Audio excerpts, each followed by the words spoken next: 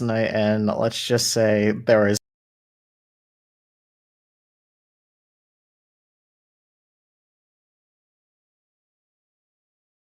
I wanna know. Can we talk about me and you? Can we talk about me and you? Can we talk about the truth? I wanna know, no, I wanna know. Can we talk about me and you?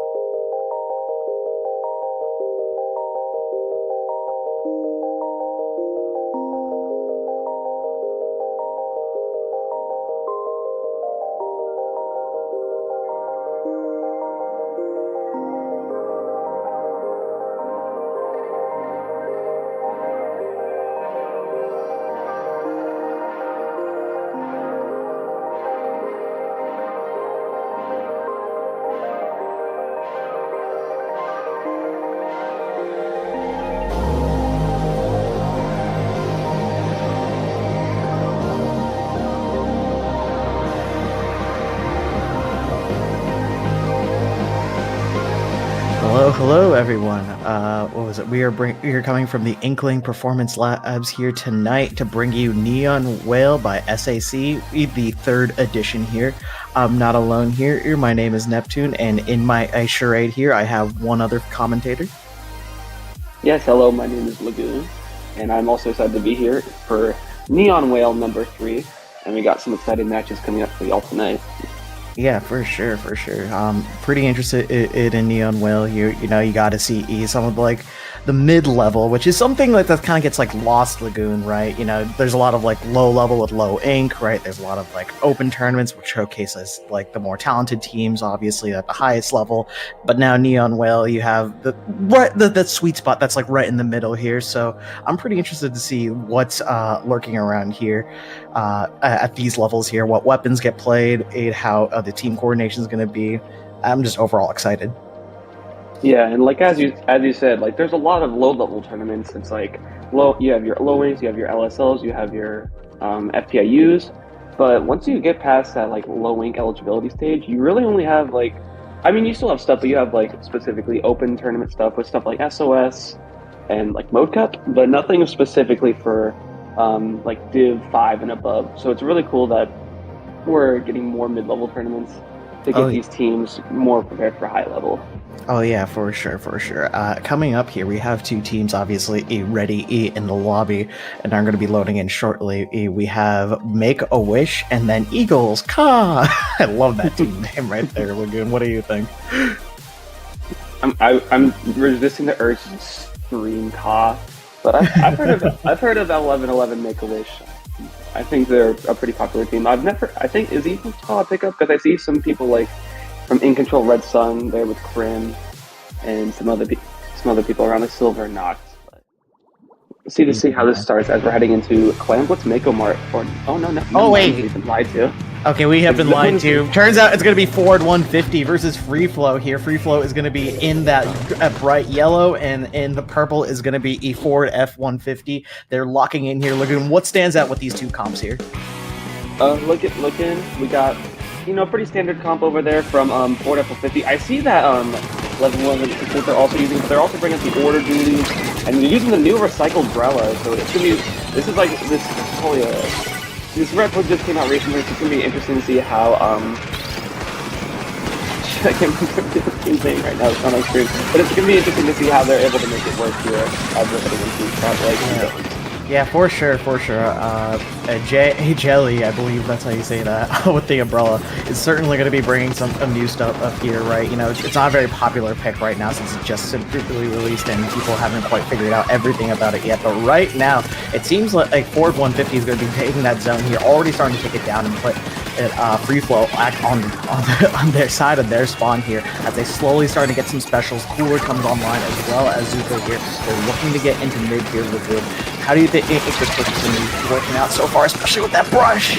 Well, it's not going to work out with Masa getting the pick on the Zuka as he was still in the fire ring.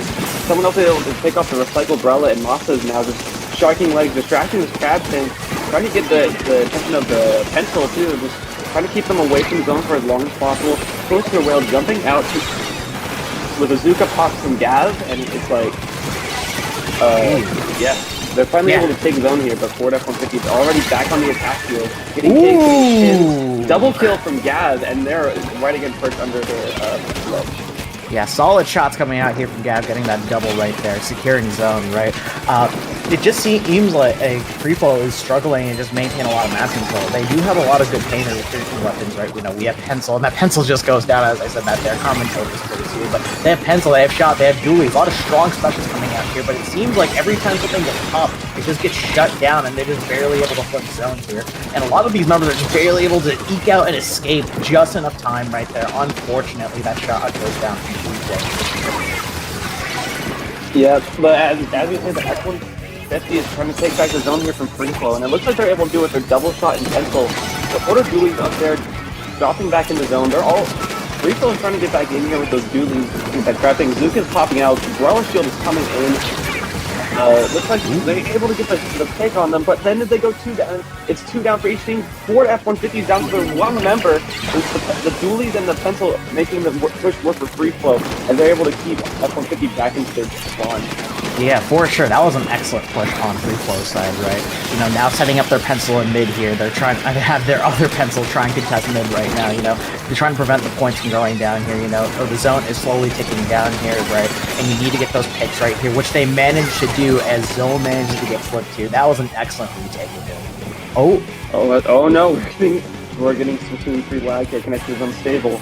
Okay, I'm not sure what's on here. Oh no, we won't be able to see the end of the results there, Lagoon. But wow, that is certainly really unfortunate on our side. Hopefully the team is just able to continue that match there. But I will have to say, just like I really like the weapon choices from the side of F-150 there, especially with an ink brush as well as 2 shooters. They're able to provide a lot of paint for that ink brush, and they're able to do what they need to do. Yeah, that ink brush is also a really good distraction tool because they're able to take as you saw earlier, they're able to take the fire from the crab tank, fire from the Pencil, and even fire from some of the Zukas that they were able to pop out. And it allows the shots with their Zukas to just, you know, it's like, okay, where's our brush? Okay, this is where they're shooting from. This is where we want to shoot our Zukas to get the picks. So the brush can, you know, it can kind of lie in wait, you know, just to cause distraction. And then when no one else is thinking about it, it's like, okay, you always think it's just an ink brush until it's in your face and just smacks you around and gets the kill.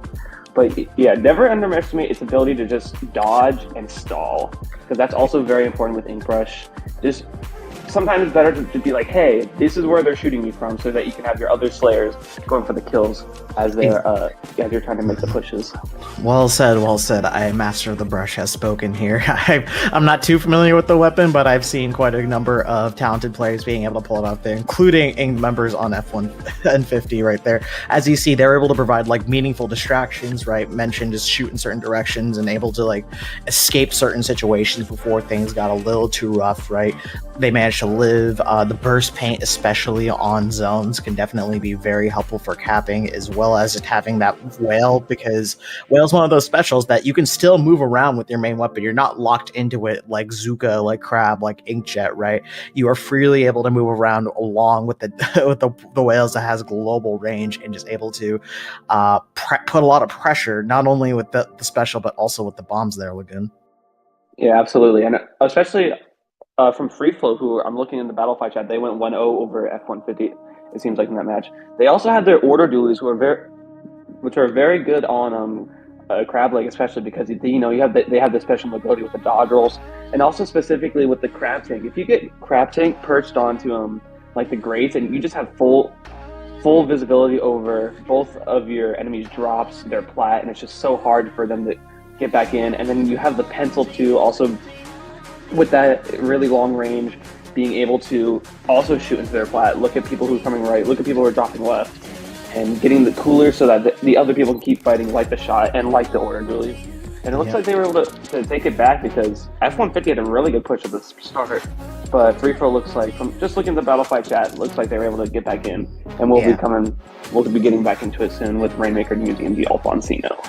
Yep, definitely. Thankfully, we don't have to deal with some DC rule shenanigans here, and the teams are managing to play it out here. FreeFlow managing to come back from beyond the grave and just completely turn the tables on F-150 completely and take that game there. That's certainly got to be very meaningful and going to be setting the tone for the rest of this set here. I believe, Eve, we're going to be getting right into this here. It was Rainmaker Museum Delfonsi, but let's see these comps here, Lagoon. I'm excited to see what they bring to the table. Okay, we have a heavy edit and this machine out from FreeFlow, and it looks like F-150 is keeping the same comp. A different cooler weapon here. The edit is very fast fire away, also very popular cooler choice on the Price Washer and Zap. As the FreeFlow tries to get onto F-150's flat, but they get seen and get shot down as one of them jumps out, one of them gets picked, and now F-150 is just trying to get some sort of mid control here. As the cooler is able to come out, you have it sharking around. They're trying to get any symbols of the push they can.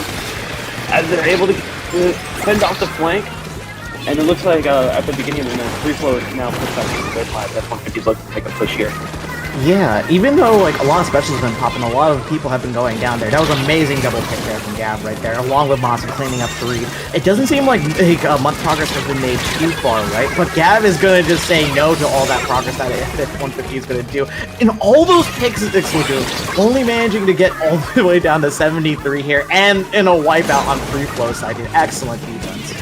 Yeah, you saw Masa coming in there at the very end. He was almost able to get the person that was shooting the Rainmaker, but not quite in time. At some point when you're an ink push all by yourself, it's like, okay, now where do I run, where do I hide? But F-150 is still in, don't mistake that, F-150 is still very much in control here. They basically got a delayed wipe right now. Cooler is getting popped, and it looks like they're going to have a good, easiest time breaking first checkpoint, unless...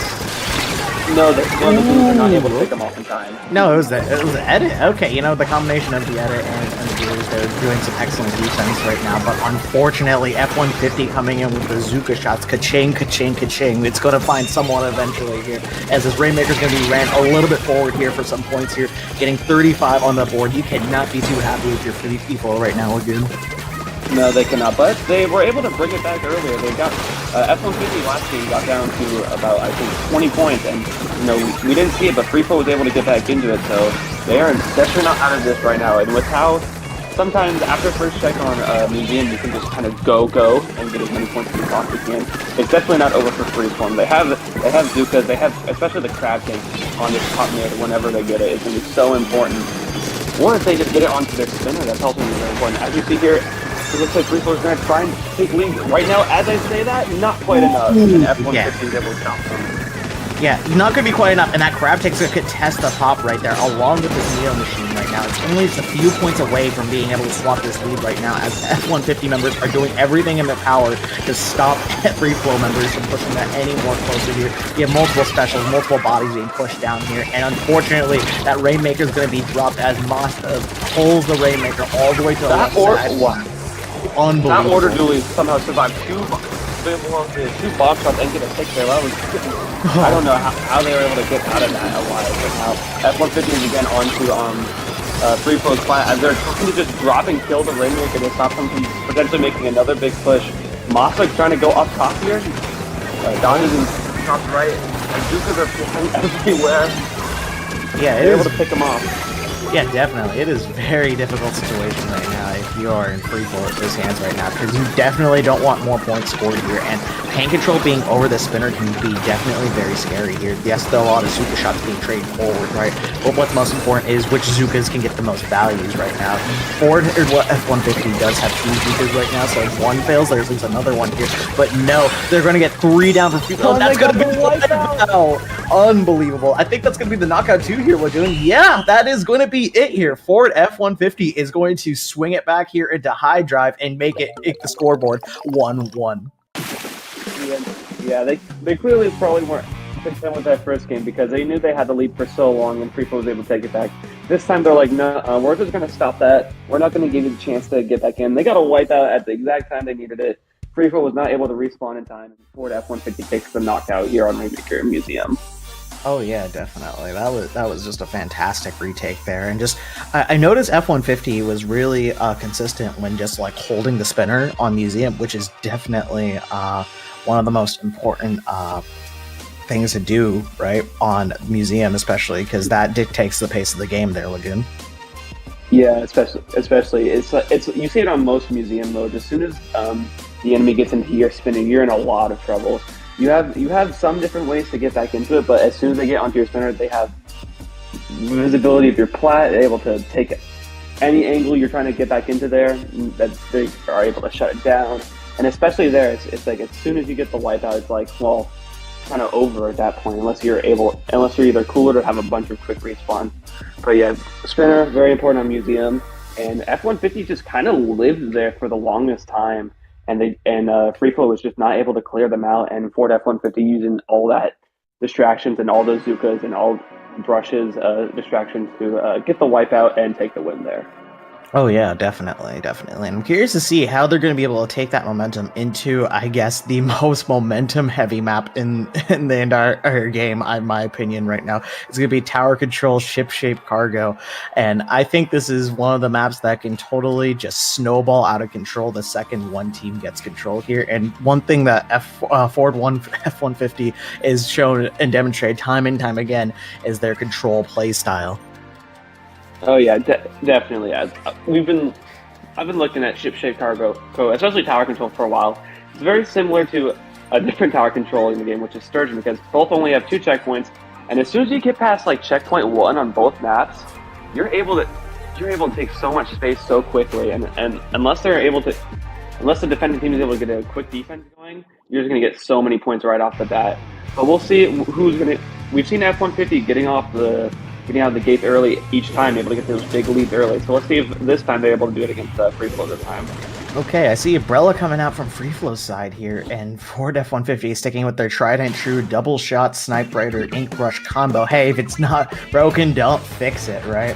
That is the name of the game here, as the Sorella Tenebra is going to be coming out on FreeFlow's side, Lagoon. Yeah, this jet is going to be very, very good for FreeFlow here, as we're able to pop it and take peeks at both of the top mid areas, left and right. But it looks like Masa's just gonna go behind him, almost get the wipeout, fighting the crab tank, fighting him, and is able to push him off into the ledge. And this is gonna allow a Ford F-150 to get the early start here. As Masa is again just taking all these shots, watching the people dropping left, not gonna work. And it looks like F-150 is gonna take this first checkpoint pretty easily here in Neptune. Yeah, definitely. Masa is going to be cleaning up with that ink brush, just not only taking that huge flank across the grates here, but allowing their team all the way down here to the first checkpoint. It's hardly a minute on the clock here, Lagoon, and there's so much control coming out from Ford F-150. Yeah, as you said, here comes the snowball, and F-150 is going to push this all the way to second checkpoint. Brella's going to get up in XM safe, getting the jumps for Josh and Masa, and it looks like FreeFlow is going to try and come back in, but the dualies are going to get picked off. And now it looks like F-150 is going to just try and get this power back. Ooh, Jet is out and was taken down immediately. That's very unfortunate for FreeFlow here. Yeah, that jet pick was really unfortunate, as that jet was guarding all the momentum that FreeFlow desperately needs on this map right here. As we said before, just this is getting very difficult here because the paint control is just absolutely not in FreeFlow's favor here, especially with how paint heavy Ford F-150's come, especially the mobility as well, right? So not only is it just the lack of paint control, it's just the lack of mobility to do with the current paint that you have right right now. It's cutting you off from being able to do as much options. Meanwhile, look at Masa over here, being able to just juke, duke, and jive all over the place, getting able to go wherever they want to go, as well as get the necessary picks to prevent FreeFlow from going where they want to be. Yeah, but as we say this, FreeFlow is able to get the first checkpoint here. We have a little bit of a Zuka battle. Able to get the pick on the first on tower on Jaya, but FreeFlow is able to get past the first checkpoint, and they're even starting to convert this a little bit here. F-150's 2 down, and they have another Zuka out from the machine, not able to pick out X-Man, and it looks like FreeFlow is going to take the lead right here. So as we were sitting here praising the Ford F-150 and how fast they were, FreeFlow is able to get this push. Again, the snowballing nature of this map, and they're still going. Yep. It seems like it's going to be a knockout here. After that second checkpoint, it's going to be pretty clear here, but no, just very few, nearly all the members of Ford F-150 are going to dive on that tower and just barely salvage out the knockout here. I would not be too happy if I was in Ford F-150's position right here. That's such a power control moment. It's like, oh god, they're at 3. We gotta just dogpile tower, throw bombs, throw our bodies at it just to make sure. They were able to stop FreeFlow, but they got it down to 3. So anything, they're gonna have to get a wipeout here, or anything very close to a wipeout in order to get back into this. And FreeFlow is now just on the defense here. Yeah, I gotta commend Jay Jelly here on that splat barrel, being able to take a lot of, control and fire across on the left side of the map right there, and allowing their team to just come in, clean up after the first 2 picks there. And now the specials are coming out here, and FreeFlow's gonna try and repeat what they did once again, but no, Gav with that Zuka has something else to say, and this crab tank is just gonna be completely destroyed right here as they try to get that brush all the way in the corner right now as they jump out, causing a meaningful distraction. And now Ford F-150 is going to be able to push tower with very few contentions except that Brella, who manages to sneak out a jump right there. Whew. I do not know how Jai was able to not only get in there in a 3v1, but also get out unscathed and pop his inkjet, targeting X-Men on the pencil, making sure they're not able to do anything. Eventually is picked down by one of the shots, and now it's well, I want to keep saying things, but as I say things, it just keeps happening. F-150 gets down to a 4v2 and is now going to be able to try and make what might be their last push of the game in order to get back. Yeah, that was at least a score of 3. Ooh, and a suction bump pick. That could be huge. 1 down here as the specials start to come online here. 2 members from FreeFlow drop down here. Inkbrush is looking for an option to get onto that platform here. That only thing standing in their way right now are just as the heavy edit and the machine setup on the tower right now, and they need specials to be able to push this here. It's do or die in the last 20 seconds. You're managing to get the pick on the Broa here as the Brush is on this platform right now. 15 seconds here, Lagoon. Oh my goodness, are they going to be able to do it? Yeah. Gav and Josh are going to need to make full use of these zones, but Josh goes down to the edit and takes out, and they just take out Gav. No! Jay is on the tower. That's going to be it. FreeFlow's going to take this set 2-1 over Ford F-150. They're going to be moving on to quarterfinals, as Ford F-150 is going to be going down into losers bracket. Unbelievable, Lagoon. That was probably the tower control game to end all tower control games. What could I say? These teams are 2 very evenly matched teams, and they clearly showed it with the back and forth they demonstrated on nearly every single one of these map mode combos. Yeah, all 3 games, Ford F-150 was able to get off to a really early lead, but only during Game 2 were they able to close it off before FreeFlow was able to make a good enough counterattack. But FreeFlow was able to show, hey, we might not get the early game going. Because it also aligned with their comp. It looks like F-150 had a very fast comp with the double shot and the brush, while FreeFlow had the machine, the dualies with their machine, more of a slower weapon. Dualies having the crab tank, just trying to as soon as they're able to get one good push, that's basically it. They're not fast, so it's always step on the gas. But they are able to know what times to pop the specials, what times they're like, okay, we have everything we need, we're all set up, and they use those moments perfectly, and we're able to get the 2-1 victory here over Ford F-150. Yeah, definitely. You mentioned the comp differences, right? And I think the biggest change that allowed FreeFlow to be able to properly contest tower control was that splat brawler. Note they didn't have a lot of good object damage to be able to shred that shield quickly, right? Compared to having a little bit more variety in the comps, right? just being able to just block all those shots with the umbrella shield, take all that attention away, and then pop jet and just stay in areas as the enemy team doesn't want you to be in. That is Umbrella's specialty, and J Jelly clearly shows mastery over the umbrella. I can't speak Inkling. That was just amazing umbrella gameplay, if I could say so myself. Yeah, every time I'm fighting Umbrella, whether it's a shooter and just seeing how perfectly they're able to space their Umbrella pops and they're able to shield every shot, or even because you see this a lot with stuff like a tent Umbrella. It's just like you throw a bomb at it and they just hide perfectly into their shield every single time. Where you're not able to get them with a bomb, and then they're able to come up and one shot you. So I very much commend Umbrella players, even though sometimes the netcode in the game makes it so their weapon doesn't work as well as it should. The people who are able to make it work really make it work and make it very annoying to fight against, but in a really good way for their team. Yeah, absolutely here. But Lagoon, I think that's going to be it for this current round here. We're going to be seeing if we can get at the next round here of Neon going on sometime soon here. So, what was it? Stick around, folks. Make sure you grab some snacks, grab some water, enjoy the show, because this tournament is us getting started. Let's go.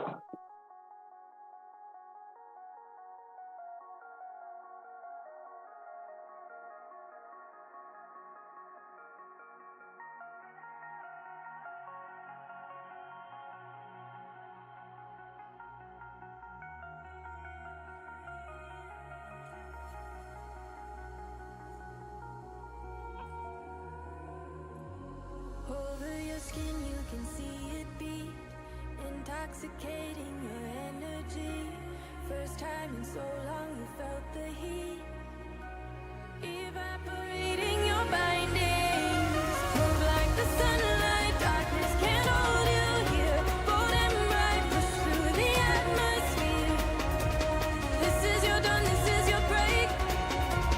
Move like the sunlight, darkness can't hold you here. Bold and bright, push through the atmosphere. This is your dawn, this is your break. Move like the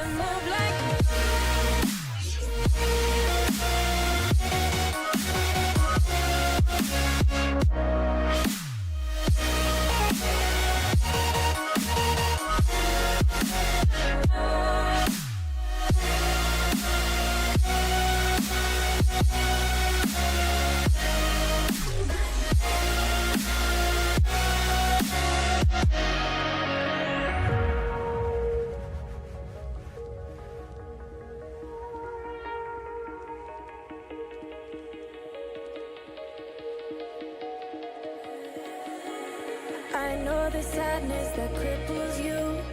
It comes in waves and out of the blue. But there are days you feel freedom too. Bask in the glorious lightning. Move like the sunlight, darkness can't hold you here. Bold and bright, push through the atmosphere. This is your dawn, this is your break. Move like the sunlight, darkness can't hold you here. Bold and bright, push through the atmosphere. This is your dawn, this is your break. Move like the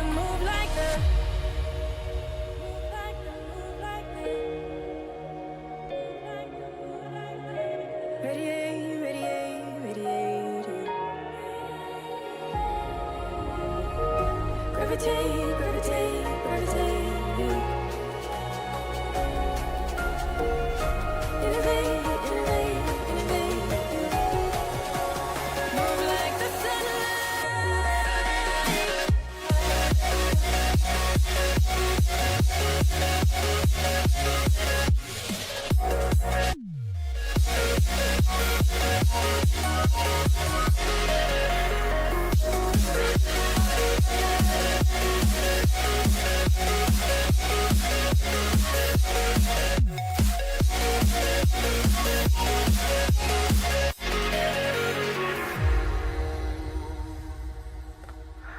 Welcome back, everyone. And we are bringing you guys more your Neon Whale by the SAC.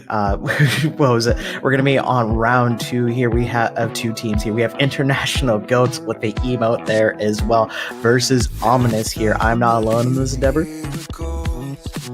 Yes, hello, I'm Lagoon. I am back for another round, another set of Neon Whale, and after our last time versus F-150 and FreeFlow going 2-1, seemed very close between the two teams. I'm excited to see how the Goats and Ominous pair up against each other. Oh yeah, for sure. Now I know quite a bit about Ominous here, Lagoon, so I want to share that a little bit with you. We're talking a little bit about this before here, and Ominous managed to get second place in Low Ink last month. So let's see what they're going to be able to bring to the table in a tournament in which low-level players are banned, and the bar has been raised significantly. Yeah, these guys are no joke. They're a real deal. As you said, second place last Low Ink. I remember my team, Remix, actually fought them in top 32, and we were like, oh my god, these guys are no joke. They are so dangerous. And yeah, they deserve to get top 2 because they are ready for them. They are basically ready for mid-level, and we're going to see how they're able to go up here against the International Goats. Oh yeah, for sure.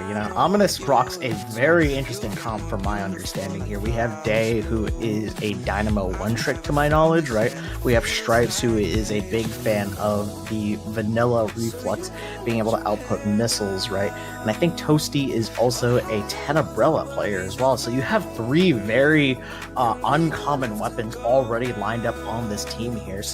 And it's a lot more interesting to see weapons that are uncommon being played at higher levels, because typically when you hear weapons like Dynamo being thrown around, it's like, oh, that won't work anywhere. I'm sick low level, right? But clearly this team has found success in that.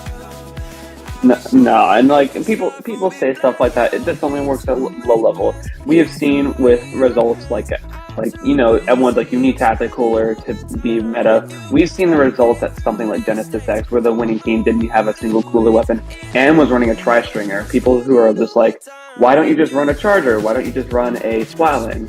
These people who know how to make the weapon work will honestly probably cause more problems, because it's like, you're so used to fighting the meta weapons, your shots, your pencils, your end zaps, your prize washers, your squeezers, that when you see something more out of the ordinary, Reflux, Tri-Stringer, Dynamo, you're just like, okay, well, what the heck do we do here? How do we fight this?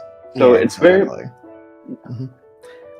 What was it? There's just a lot of mix-ups that happen, right? You get completely thrown off your game. You're expecting the usual stuff, right? You're expecting the shot, you're expecting the pencil, and then this comes out of left field. And if you're not prepared for it, and not able to quickly adapt, that can quickly swing the game in the favor of the team that are playing the uncommon weapons there, Lagoon.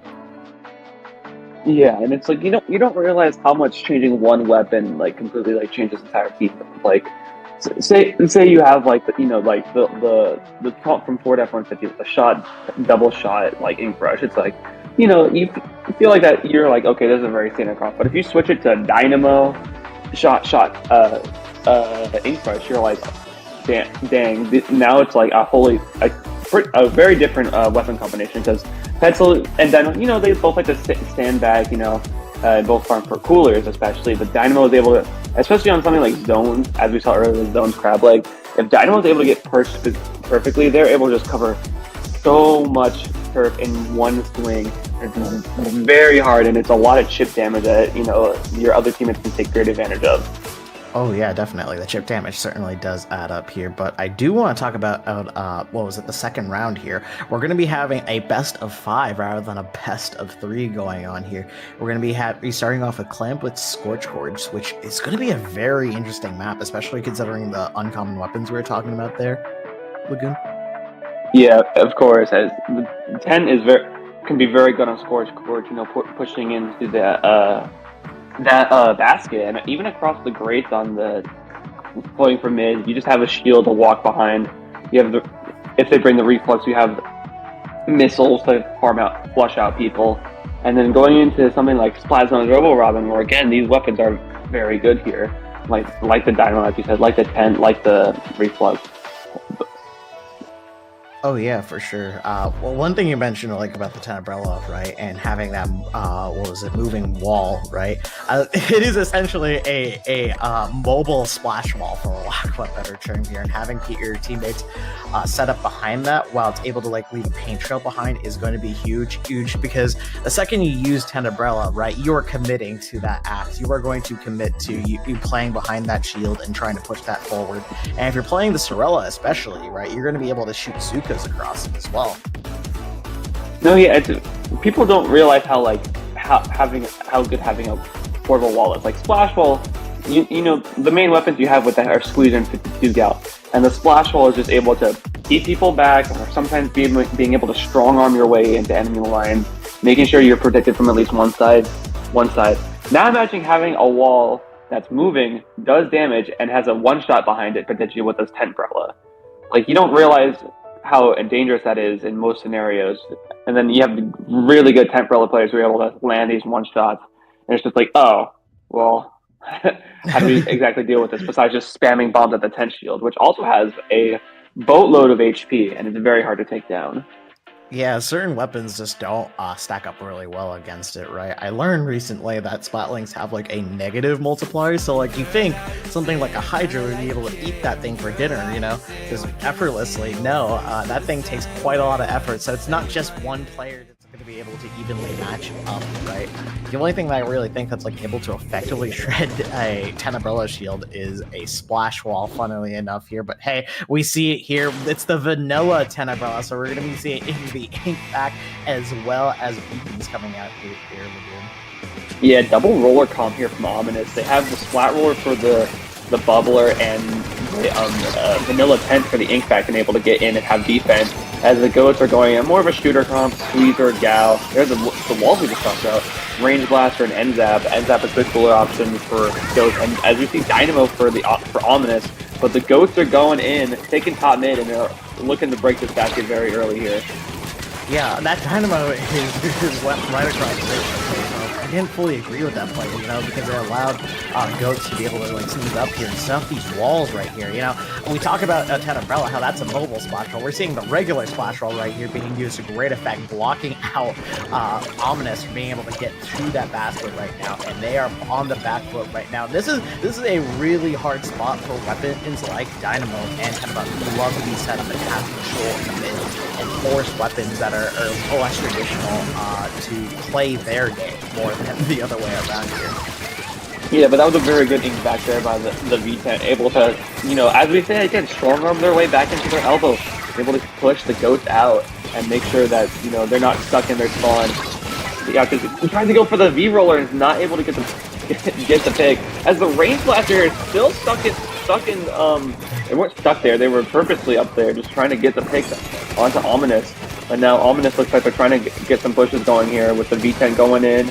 You know, they're looking like they're getting a good bit of mid-control back. They have a vac ready for whenever they're able to push it. They don't have the camera coming right now to do it, but I see that T-Lock is going down. Zuka's coming out. Hero Shot's going to have 7 power time here. The vac is going to help them get in, and it looks like Ominous is now trying to get some points on the board.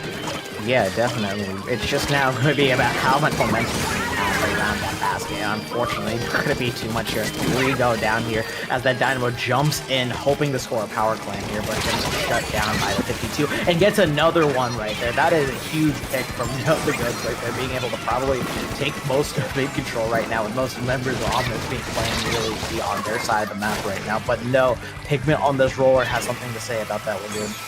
Yeah, Pigment's been doing really well here. He's been able to get a lot of good picks here. Roller is very dangerous when he gets up here up close. Some of these shooters might have a small TTK, like Gal, like potentially Squeezer at long distance. But if you're fighting Roller and it gets up to you unexpectedly, you are most likely dead if it hits the one shot, because there's very small reaction time. As the Dynamo gets up 2 picks here. Very good pick from the Dynamo. Unfortunately, the rest of them can't quite go in. As I say that, Pigment's able to get another kill onto the range blaster, and they're able to jump out before they are able to get picked there. It looks like Ominous is still looking forward who can and still has mid control here too, Neptune.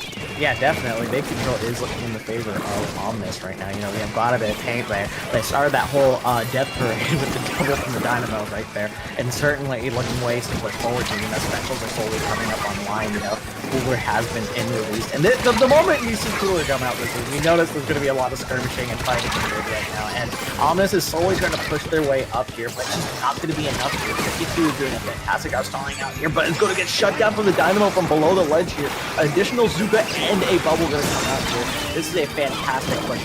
They're going to probably score a lot of points, but no! No, they're not! No! Only 10 is up. They had the bubble perfect, but they got shredded. And all of Ominous besides the 10 was able to go down, and the Goats are now right back into Ominous's elbow and are looking to turn to push around immediately and hit the more points themselves as we head to the last minute here on Sports Board. Yeah, it seems like any type of defense that Omnis tries to have, whether it be the ink back or the bubble, it is just left unchecked, or the Goats just find a way to just pierce it through or play around it. You know, that bubble being set up on basket along with the Zuka, you think that would lead to a good lead swing right there, but no, this ink back's not going to be able to do anything either, and it's going to be forced back multiple times. You know, the Wail, the AoEs, the Wave Breaker going to strike them through the wall right there, and lead 30 seconds left on the clock here, and the Goats is pretty much in control as 2 more power clams go in, but the wipeout happens here. It is go time for Ominous. Yeah, Ominous is going to need that pity clam that's going to drop their goal.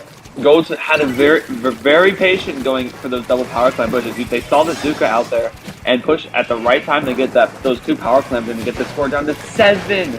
This is very dangerous as we see Pickle here trying to get some pot shots with the range blaster. We're going into overtime, and Ominous is going to need a power clam and more in order to get going back. Trade from the Dynamo to the range blaster. That is not a good start. They don't need trades, they need full picks, and it looks like Pigment trying to make something happen with the V-roller. Not going to be able to do it. They're trying to go in any way they can. They get picked up by J-Rod, and the Goats are going to take round 1 here. Unbelievable, I say. Look, that was absolutely insane how Ominous had so many specials, popped so many near the basket there towards one of their pushes and just completely got shut down, right? You think more specials, right, on the clam basket would lead to more points, but unfortunately that did not seem to be the case there, as the Goats just managed to find a way through all those specials. Yeah, we saw the bubble pop earlier there. That was the beginning of the push, but we didn't get a good enough angle of it. But we saw it's like the bubble gets shredded, and it's like after that they have a second line of defense with the vac, but both are very susceptible from different sides. Bubble if you go from the top, vac if you go from behind. If you have one person flanking, vac can't really do much because it takes them a while to turn around, and they're just like stalling in the corner, making sure nothing happens. It looks. I get what Ominous trying to go there with that push. They had two weapons to help, one push in with the back and one to help keep them there with the bubble. But it looks like the Ghost just had the answers for it. They had the range blaster also to take the pot shots there. And when they're able to get into Ominous's elbow, they score on their goal. They had much better pushes ready and waiting. Yeah, definitely. You can definitely sense the range blaster, right? Being able to be a pretty big nuisance, right? Being able to shoot around the 10 umbrella shield and the wave breaker going through as well. That was really unfortunate on Toasty's side, falling to that wave breaker there, trying to hold that defense there. As we said before, right? Just because there are defensive special in the game doesn't mean there are options to help pierce it. We have Killer Wail, right? We have AoEs, right? We have things that are able to pierce through a lot of those defensive options. It's a matter of just setting it up and playing around them correctly, which is what the Goats are doing fantastically, Lagoon. Yeah, and it's like, again, we said with the Brella Shield, the range blaster is really important because they're able to shoot around the Brella Shield and able to get the picks even in the face of it. So let's see if Ominous is able to, take a game here as we're heading into zones. Robo looks like an Octa shot and a Spider shot Junior. Going to be a lot of bombs going on. A V sploosh coming out from the Goats. This is going to be fun. Watching them going to be zip-zapping around the entire map. We're going to see how annoying... Sploosh is very annoying on this map because, there's a lot of room to cover above and below mid, but Sploosh is able to cover that area very quickly. So we're going to see what the battle of the short-range shooters here with this Junior versus the Sploosh-matic. as the Goats are going to get the pick on the Octa shot immediately.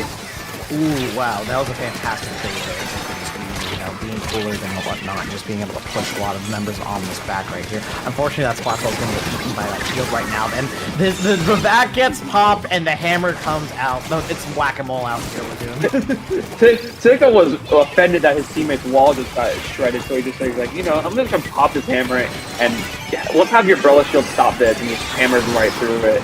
Brella has a really hard time getting in. If it gets the one shot against hammer, it's really good, but it's very slow firing. It's not going to help in that respect. And the sploosh again just roll around the map, gets taken out by the Dynamo roller as Ominous is going to take the lead here from the Ghost. Yeah, for sure, right? And this is just another bubble weapon, right? Junior's able to put down a lot more paint and be a lot more supportive, right? But that double from the Zuka is going to have something to say about it here, as the Dynamo desperately tries to hold zone here right now. Ominous does have a lot more paint control on their side as well. Yeah, EX there with that Zuka, with that double on the squeezer, just able to help the Ghost get back in. Auburn is doing a much better job of keeping zone. They have really good zone weapons with the Dynamo and the Junior, and then the Sploosh gets a kill with them. Just the Junior up right now. They're behind them with the bubble. They're doing all they can to just go around, and it's not going to be enough. The bomb's not going to find anyone, and this is going to be the Ghost's time to push in even deeper into Ominous's base. Oh yeah, for sure right now. This is going to be a very dangerous spot right here, as Cooler does come out from Omino's side, and they're going to see if they can start a push here, but unfortunately, they're just not able to find the pick that they need right here. They have to work their way through not only the Squeezy splash drop, but also the 52s right now, and they're trading evenly at a kind of bow over there. And right now, this spawn is just a death zone for Ominous right now, and it is go time to get that zone right now. 8 seconds is on that zone right now. Not going to be able to capture, but Ominous is going to be able to manage to hang on to it. Yeah, the Dynamo going up top to get as much hate on zone as they could. Able to get the zone stoppage at 7, and this is going to be Ominous time to go back in. Sploosh is going in, able to get a pick with the hammer. 3 down only for Ominous, and it's just Toasty on the 10, and the Sploosh is coming in with the hammer, and goes. They got stopped earlier, but now they're right back into the position where they were, just keeping Ominous back in the base. As the Vac comes out from Toasty again, shooting it to zone, they're going to fill it up. Ominous is back in control with 2 minutes ago in that team. Yeah, definitely. Just Ominous has a lot of ways they can just keep painting zone. You saw the back shot right there. We have the bubble on the zone right here. We have the Dynamo standing on top, right? And they managed to be able to paint the zone. It's just a matter of maintaining it is the problem right now. As you see, splash walls always get tossed out here. The hammer comes through and is able to eat up a lot of people, but not this time around here. The script is going to flip here, and now it is Ominous's turn to try and play the lockout game against the international players. Yeah, they got the Ghost to 3 down right there, and that was very important. And now Omnis is in this position, go to our second row. But they're all in zone right now. They're not able to push up as much as they needed to, or for at least as long as they needed to. The Wail is going to come up from the Gal. Hammer is ready from the Smooth, and Hammer may be inconsistent, but when it works, it really works. And Omnis make sure they do not lose this lead here. They are very close to taking the lead here. As the Squeezer from EX is able to shoot, the hammer comes out, gets the 10 umbrella, and the Ghosts are able to get the zone back before Omnis is able to take the lead from them. Ooh. That was a very, very good time to get it. Oh, and the cooler placement down. Oh, and that might be the nail in the coffin there. No one else is going to be able to get that cooler placement besides the Dynamo back there. And they just got shredded immediately right now. And now it is go time for Omnis to be able to try and do something right here. The bubble manages to find one right here, but the zone is still contested by that Squeezer and that Enzap right now. They're going to have to wind their way in really quickly right now. Boss strikes are being thrown out to try and capture the zone really quick. They managed to do it right now. That Squeezer finds the pick there on the T10, and now the Zuka goes on zone. Squeezer's time to shine right here, but no, it's going to be the Dynamo Lagoon. Dynamo is able to get the pick there, and then again, just showing some more time. The Ghosts are honing in on him. Hammer comes out. They are jumping in. 15 seconds left for Ominous to try and get the zone back here. As we see, they're just trying to get back in. Ghosts are trying to just do anything they can. The Vac is out from Toasty. They're going to need this. Price Strike's coming out. The Vac is able to hold on. They have to lead. They have zone. This is going into overtime. They're going to have to go up for a while, but it looks like they're not going to go down here. Wipe out on the side of Ominous. Oh. Ghosts are able to take game 2. That was just click everything in the kitchen sink onto the zone there, because that was do or die for Ominous. They needed that zone to be able to continue to push right there. However, it's just the goats had such a fantastic formation and being able to just create situations in which these specials are not able to push any further than the zone, and from that they're able to just take zone back immediately. Saw there was when the vac got popped there and they were able to take zone. I saw like some members of the goats just like, okay, we don't need to be in zone right now. We know what they're gonna do. Let's just split, and then once the vac is out, once all those guys are done, let's reconverge and let's pincer them and make sure that we're able to get the picks and make them go down and get the zone back. They had quite a bit of time too, because Ominous had a lot of penalty left. I believe they had like 40 points on the penalty, 50 points total to get back into the game. So good on the goats for realizing, hey, we got time. We're not going to stress. We're not going to throw our bodies at this back to make sure this doesn't take zone. We're going to wait. We're going to hold off. We're going to lose some points. It's the end of the game, and we're going to wait until it's the perfect time to strike back and get the zone cap to end overtime and win in round 2 on Zone Turbo, as we're heading into game 3 on Rainmaker Crab Leg. Yeah, definitely. You mentioned the ink fact there, right? How it's able to just instantly paint zone or like hold zone just with that burst paint right there, just by filling it up just a little bit, it's able to take over nearly half of Robo Ramen zone, fill it up even more, and it's the entire zone, right? And that's just very impactful, right? And just the goats recognize that just waiting after the ink fact shot is the go time right there. They pop bubble, they pop ink fact. They're not going to have anything else after these specials are done, right? And even though they're going to paint zone really quickly, no one's going to be able to move up, right? Because the Tenebella, if they do want to move behind it, they have to also launch the shield after the back shot, which is going to take a precious few seconds, which is necessary to hold the zone right there, which that was taken advantage of beautifully. But hey, Lagoon, Rainmaker Crab Leg Capital, what do you think? I am very excited to see this map as an ink brush man, because it's so much fun to run over the crates. But I don't think I saw like any dualies, any brushes, or really anything that can take advantage of the movement abilities. But if Ominous is able to get that dynamo set up on top mid on Rainmaker, or they're going to have so much control of mid, it's going to be a little harder because it's not like zones where if you have basically a dynamo or like a backline, like a Hydra up there, you're just able to stall out for a while. But it's going to be very important here. Also, the Tenet Umbrella Shield is going to be very important after that second checkpoint push here, because they're able to stay behind it as they push, if they can push right onto the grates. But again, we have to mention the goats. They have the Wails and the walls also to be like, hey, we're gonna take this slow and steady. We're gonna use wall, make sure we always have our defenses up as we head into game 3 here. Yeah, you mentioned the splash walls right here, so the Tenebella has to find a way through that to be able to be successful right here. Wait! In my eyes, is that the Clash Blaster? That is that kid on Clash Neo. So this is gonna be very interesting to see what happens. They have Chumps and able to go in here. And okay, Chumps are very. I think Chumps are. I get why they're not more used special, because I think they're very cool and very coolly designed special, because you're able to use them in so many different ways. But we'll see if they actually make a difference here, as Ominous is able to get 2 picks here on the goats already. Dynamo's able to get the pick there, and goats are 3 down already, and Ominous is looking at people are gonna be like, this Clash don't take control, and Ominous is like, okay, we're gonna rub it, we're gonna get this win, we're gonna try and rub it in your face. That's what you're gonna get from trying to disrespect us. And we're gonna see. We're gonna see if Ominous is gonna get the win right here.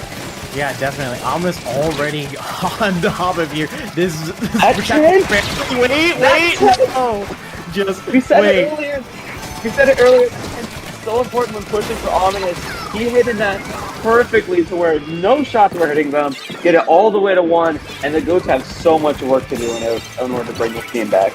Oh yeah, for sure. That is, you cannot be too happy if you're doing that for those, because now it's knockout or lose the game at this point right now, especially with the head map looking all completely covered in Omnis's team color right now. It's going to be extremely difficult to push them out of this top right here with this bubble and the Tenebella being set up here, right? The members need to be able to work together to be able to get them off this top left area. And the longer they're able to hold this area, right, the more time is going to be wasted, and they're going to be unable to knock out here. But two go down here. This might be a swing of the pendulum here. Yeah, Ominous, as you see, I think last there with the shot, able to keep them back for as long as they could. Very good for Ominous to keep the Goats back into their spawn for 2 minutes. But finally, Goats are going to get this push. Looks like, I believe they're going left. No, they went right. We just didn't see it, and they already got first checkpoint. And now it's time for their push. Bazooka's coming out from EX, and they are pushing it hard here against Ominous, looking to just try and get this 3-0. As we see the Rainmaker coming in now with Bazooka's coming out though from Ominous, goes down, and this is gonna be, and J-Rod's gonna have to do a lot of work here to get this KO. Maybe, but I don't know. It's not looking like a lot of work when 3 members of Omnis are going to be going down here. That Tenebella is down right here. One of the most important stall weapons is down, and I don't see any impact, especially besides that impact. And right now, patience is the name of the game right now, you know. That kid just staying up here on the top right, managing... That's a delayed wipe! J-Rod's playing so patiently right now, using these walls thrown by his teammates to stay. He knows it's only one chance, and he gets it! Oh, Patience, thy name is Goat. Oh my goodness, that was a fantastic Rainmaker push if I've ever seen one, Lagoon.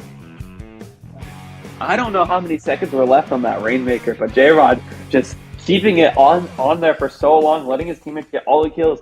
They got like a delayed wipe, almost a full wipe, and he was still like, no, we have to make sure we do this correctly, because if I drop this Rainmaker, we might not get another chance here. That was a very patient Rainmaker push there from J-Rod and from all the Goats, allowing to go 3-0 in round 2 against Ominous. Yeah, very convincing win for the Goats right there. And something I gotta just commend J-Rod there for doing, besides their patience, was tossing Cooler before grabbing the Rainmaker, right? So not only either teammates are able to fight more, they're going to be able to come back quicker and have their specials, so they're going to be able to consistently put Ominous on the back foot. Yes, Ominous might be able to get a Tactical, they might be able to get a Bubble, they might be able to get an Ink back, but is it going to really matter in the end when they are pushing advantage so much more frequently and set up in much better positions to be able to defend, compared to the Squeezer and the 52 setting up right their walls and just getting the picks as necessary and just completely isolating those fights and just completely getting those picks right there. Multiple times we've seen members of Omnis go down. We saw the delayed wipe right there, and that led to the knockout there, Lignans. So gotta give it up for the Goats. Yeah, and Ominous, again, it's like their main way of like doing a lot of area damage there was their Dynamo, and every time they were able to come back up, they just got put right back down. I believe by either the Squeezer or the Zukas or the Squeezer or the Gal or whatever.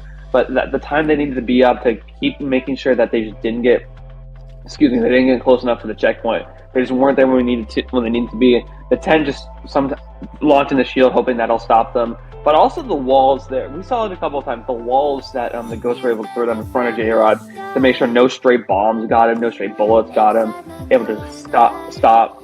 Nothing able to stop J-Rod in his push. Just very slow, very methodical, very well thought out push there. Able to get the Ghosts the win here. Oh yeah, absolutely. Couldn't have said it better myself there, Lagoon. But, you know, it's not good. The Goats is not the end-all be-all, unfortunately, right? There's still more left in Neon Wail right here. We still got a few more rounds left on winner's side here, and we're going to be bringing to you shortly. My name's Neptune. I'm Lagoon. And we'll see you shortly.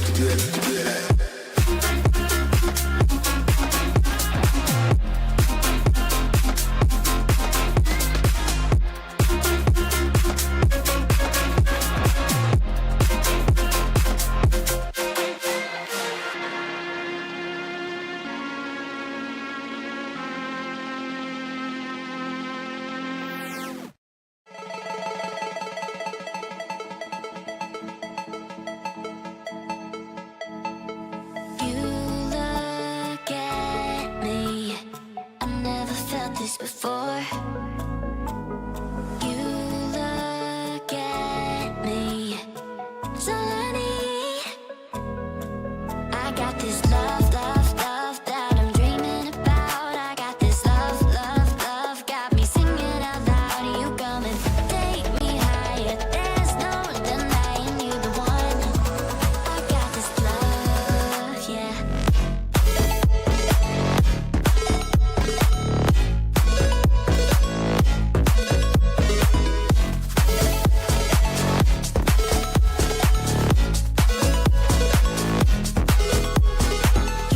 Hello, everyone, and going on here tonight. We have the third round winner's side match of Neon Wail, the third edition coming out here tonight. Here we have two teams that have made it this far in bracket. Would you love me if I was Hornet versus Persistence? My name is Neptune, and I'm not alone. Hello, I'm Lagoon again, ready to be back here for winner semis. Again, would you love me if I was a Hornet versus Persistent? Would you still love people if they were Hornet? That depends on the type of Hornet they're referring to. They're referring to like the Hornet from Silksong, you know, the one that's coming out this year, surely. But regardless, I can't be the future predicament of every single release in the games industry. But hey, I want to talk about these teams right here. I'm noticing a couple of names here, Lagoon. But does anyone stand out to you? Yeah, I've seen them a lot before. Potato, 5th Gen, Luna, Twig, all these people. I believe they won a couple SOS tournaments with, I believe it's Gus and their team. I believe they were part of Octopi when they were still around. And then they're right now fighting Persistence. We've seen Lucio around, we've seen Peachy around, we've seen Stormy around. So this is going to be a very interesting game here between two pretty good teams, I would say. Very good teams, I would say. Very good teams. You know, making it around 3 is something else right here. But something I just want to point out in the bracket right here, I believe Persistent went 3-2 in their last game. Wow. Would you love me, Hornet? If I was Hornet, I'm just gonna shorten that to Hornet right here. That is a mouthful and a half right here. Oh yeah, Hornet is one of the names of the players here. So you know what, Hornet, shoutouts to you for just taking the entire team name now on stream right now. But you know what I'm going to be saying right now is, just they managed to win their game against FreeFlow earlier on stream 3-0. So we saw how amazing FreeFlow was playing, you know, that first round right there, Lagoon. So being able to 3-0 with them is quite the statement right there. Yeah, just goes to show you the level these teams are playing on, which is so high. That's what in the game more. Hornet pulling out a double shot machine and pencil, and Persistent's going to pull out a slosher, 96 deco here, pencil and shot. Sorry, I was going to say speed. You're good. What was it? Yeah, you're talking about quite about the comps here with like the double shot right here. You know, that is something that is very common right here. But what's less common is to see the ice strike there. Doctor shot or one to come out here. But hey, that Zuka is going to try to true and find one right now. And it is now Hornet's time to play. And another double with that Zuka right there. Look at it. Yeah, I was trying to get out the fact that we can keep 296 what they are known for. But as I see that Twig is able to get their kills there with the Zuka, and Hornet is able to get in very quickly the Pearl and the Arnium Mommy, which is also a very, especially on a very lockout heavy map, you know. Once you can pass the dome, past silo, whatever you call it, it's a bit of a choke point for them to get back in. As Pearlescence is now trying to go around waves, get back into the zone here, get full zones here. 96 goes down from Persistence, and Hornet is again looking very strong early on in this game. Yeah, definitely. The members of Persistence are just being overwhelmed in numerous ways. We saw that Zuka just cash out multiple times right now as Persistence. While they do have Zukas of their own with their own shot right there, it is not landing or hitting the places it needs to be. And the strikes are coming out here with 5 ticks left on that zone right now. It is do or die for Persistence right now. And they managed to find 2 right now, Lagoon. Yeah, Peachy is able to go on off those strikes to scatter a bunch of Hornet. Gets the pick on Twig at the very end, and now Persistence finally capping both zones. They're going to be able to start their own push here, as Stormy is over here on the left, able to try to get some strikes here. Zuka's coming out though from Hornet, gets the pick on Stormy with the arc shot, and now Hornet's going to be able to go in off of that. And just like that, Hornet's going to take both zones back here. Yeah, Stormy did not see the forecast. It was raining Zuka shots, and unfortunately ran down there. But hey, right now, Twig is just consistently moving very efficiently with the cooler buff right now. You know, being around out in their spawn, staying on top of their dome, like having Zuka ready for what, and the push is going to be happening right now. You know, another shot's gonna come out here. Ka-ching, ka-ching, and this last ka-ching gonna be shot here on. I'm not gonna point anyone right now. I think that was the only Zuka that Twig managed not to find value on. Yeah, and Zuka on this map with those two pathways on the left and right, those like long straight ways that dome you can shoot on to get a backline wherever is there with the pencils. Very, very easy for Zuka to be good in this map, but you know Zuka is just good as they finally go down to a bomb from Stormy, getting that revenge from the earlier Zuka. But they go down to Hornet here on the machine. He's able to get onto the pencil, getting the jump from Jollybird. Ichi's the only one left with the Kraken, just stalling for time. They can't really do much though right now, and Hornet gets through their penalty, and it looks like they're gonna get game 1 here.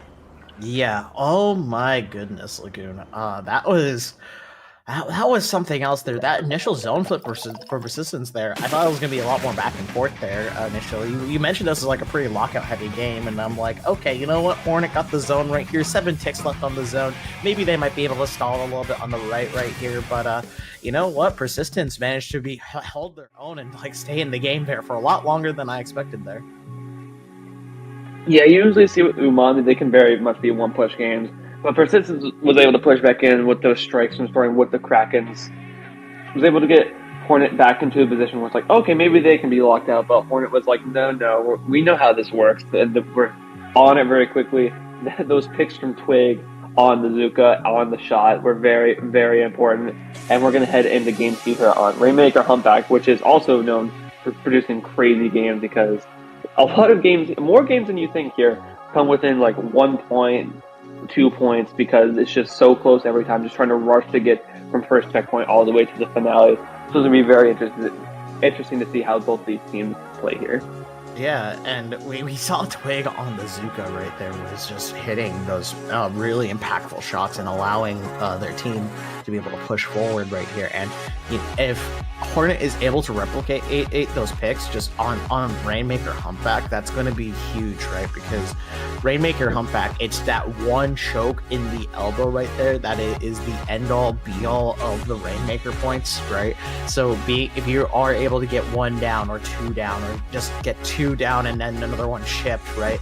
That is going to be huge and allow the Rainmaker to move so much further than it normally would be. And you're going to have to use specials to be able to force your way typically through that map. Yeah, especially in defense there, as you said, if you get through first pick. There's very little places the offensive team can go. So you just throw bombs, throw Zuka shots, throw inkjet shots, throw crab tanks, throw everything you can to make sure they are not able to get through that much farther than that first checkpoint. But there's only so many places you can go on defense here. You have the foam pits where you can use the ledge. You can be on the plat to try and shoot down the long straightaway. But again, you just might get picked off by a Zuka shot or, as we see here, a machine shot. So we're going to see how both these teams play as we get started here. Yeah, it's seeming like Hornet is opting for the double Zuka, you know? If it ain't broke, just add 2 of them is what their mentality is going to be here. And I'm also seeing the regular V-Charger being played here as well, so they're going to be able to use back to be able to force themselves through certain checkpoints as well. Yeah, back is also very good. We see a lot of times back is used on that second checkpoint. Because, again, as we said earlier, you know, if you're on defense, how's the best way to defend that choke point? Spam bombs, spam Zukas, spam, just all specials there. But if you have a VAC, that kind of invalidates most of it. So it's a very, very good, very, very good special, especially on this Rainmaker map. As Hornet is able to go in and push 2 members of Persistence back into their first checkpoint, and it looks like this is the chance they need to get the first check here. Oh, that was a really good play from Pixie right there, using the Kraken to just pierce that impact shot. However, Pixie is stuck between a rock and a shield right there, and no! A disconnect from either team. Okay, it seems like both these teams are going to be stopping here and ending the battle right there. That was really unfortunate right there. And I was just Oh my goodness, that is really unfortunate. We first saw that DC in round 1, now it's carrying over to round 3 here, Lagoon. Yeah. No team got past 50 points. No team, and obviously we weren't at 230 yet, so they will be replaying this map, and maybe Persistence will make sure they get a better start this time because at the beginning there, you said Hornet got the triple pick there right as they were pushing, and then you only have the 96 Deco with the Kraken. They're able to get over there, but just not in time before Hornet was able to take first checkpoint there. Yeah, now it's very interesting. Like the Kraken and Inkvac interaction is something I don't really think about because normally Kraken is played on more niche weapons, right? Like 96, right? While Vac weapons are often like not very much played, right, in favor of like stronger specials. So those two specials interacting in ways in which once the Vac user decides to commit to their Inkvac, right? The Kraken is able to just go in and completely shut down whoever the Vac is protecting, as well as the Vac user itself. So they're going to have to be aware of when that Kraken is popped and play around that fact immediately, Lagoon. Yeah, because Kraken just shreds through the Vac, but also the Charger on this map is going to be very good because it's like if they don't have Vac, they can go into center. They have those little like curves ledges that they're able to stand on top of, and they're just able to pick off so many people inside of enemy plat. And it's like, okay, we're gonna try and just start this defense by standing in plat and just shooting down the straightaway. It's like, no, we're just gonna have a Charger pick you off the entire time. So if they're not right behind the Rainmaker when they're rushing to checkpoint with a VAG, they're going to probably be in mid, getting those shots from long range, and in order to help the Rainmaker in a different way.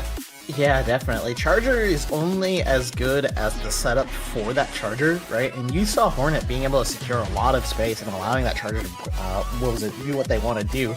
The one thing that's not going to allow the Charger to place or use Inkvac is going to be a Pixie on the 96 right there. So it seems like these two teams are just going to be loading back in here. But if I were Persistence, right, how would you probably be approaching the situation knowing that opening went the way it did there, Lagoon? Yeah, you really, on this map especially, it's easy to say you don't get picked. Yeah, don't die. But especially on this map, it's so important. Like it doesn't take a lot to get the first checkpoint, especially even if you're 3 down. Pixie was in a very bad spot there because they were on the other side of the map when they were starting to push towards first check. So that's what part of the reason they couldn't get their crack in there in time.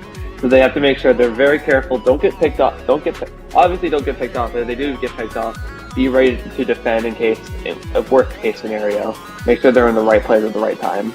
Yeah, exactly. We mentioned Pixie on the Kraken numerous times here, but hey, the other members need to be able to find their footing as well. That slosher needs to be able to slosh from angles and prevent certain members from being able to move up in certain places, right? They have bombs, right, to stall, right? It's all about timing and getting like the right picks at the right time to be able to move forward on Rainmaker, and that's like one of the most important things that makes this map, this mode very tricky and difficult to play at points. Right, especially with on Humpback of all places, when the map is, how do I say it, not just a straight line or a hallway, it is a I guess a bowl. Is that what they call this?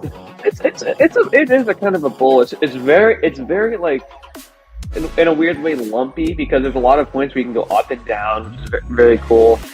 And even on the from first check from mid to first check, you see. It all curves up into that mid area where you go down, and then the sides where you drop them further down. There's a lot of height advantage spots on this map, which is very cool. It's not quite a bowl, but I get what you're getting at. But again, you were talking about looking at the other members. You have to look at people like Stormy on the Slosher. Those price strikes are also going to be very important in stopping Rainmaker pushes, especially or starting Rainmaker pushes. Because if you're able to strike either if you're on the offense striking their check, or if you're on the defense striking your check to make sure they don't push in, strikes are going to be very important on this map.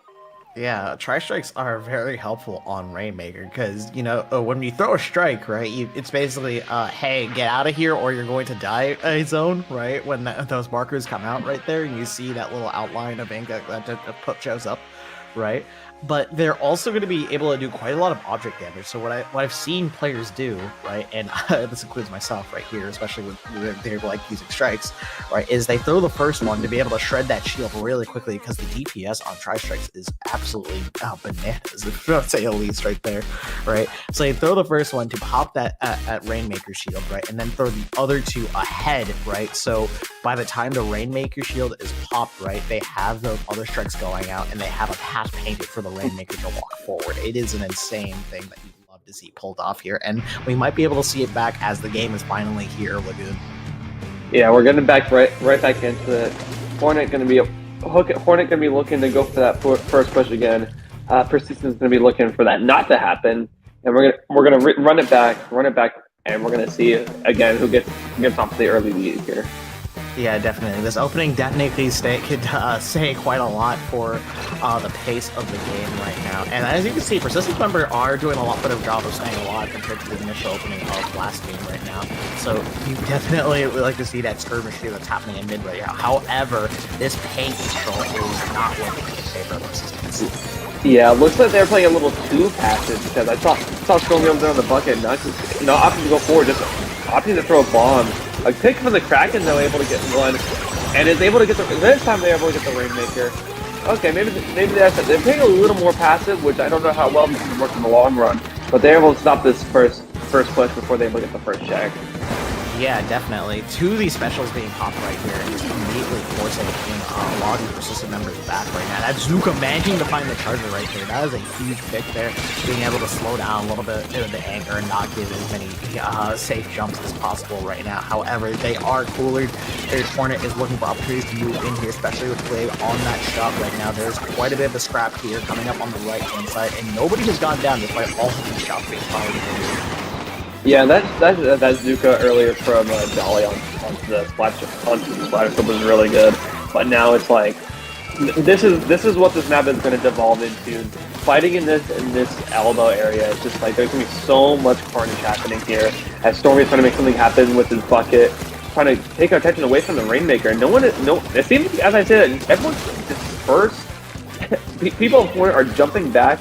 They're gonna. Interesting to see whether Persistence tries to reset it. Potato tries to get a little cheeky with it, trying to take the Rainmaker to keep it there. But Persistence is going to be able to get Rainmaker back in the mid. As they are 2 down though, and they do have the mana advantage, but at least they got Rainmaker back into the point where they can maybe try and make a push in the future. Yeah, having Rainmaker in the center there rather than in an elbow certainly makes it a lot easier to be able to just take that Rainmaker more far, especially with the cooler coming out. You know, you get that movement buff right now, and multiple members of Hornet have been able to go down here, and Inky is going to be able to quickly secure that checkpoint right now. As Stormy throws those strikes, the shield is popped right now. This is go time here for the Rainmaker to be able to take lead all the way down to 37 right there. You would not be happy if you were Hornet. No, that was a very, very typical Rainmaker moment on Beck. You just see the entire way to first checkpoint painted. Inky taking the Rainmaker, realizing, okay, this is our shot. Able to get first check. The rest of Hornet still trying to come back after that 2 down situation, and they were able to take lead here to get to 37. Very good job getting the Ink back out there to make sure they stop Persistence from getting any more points. So Persistence now on the man advantage. Hornet trying to go around and get a flank happen with the sloshing machine. It looks like we're gonna have a battle over here on right, but again, Persistence is trying to keep map control up right now. They have a pretty good grasp in the middle, so it's gonna be going into the second half of the game here next. It's gonna be anyone's game here, I think so.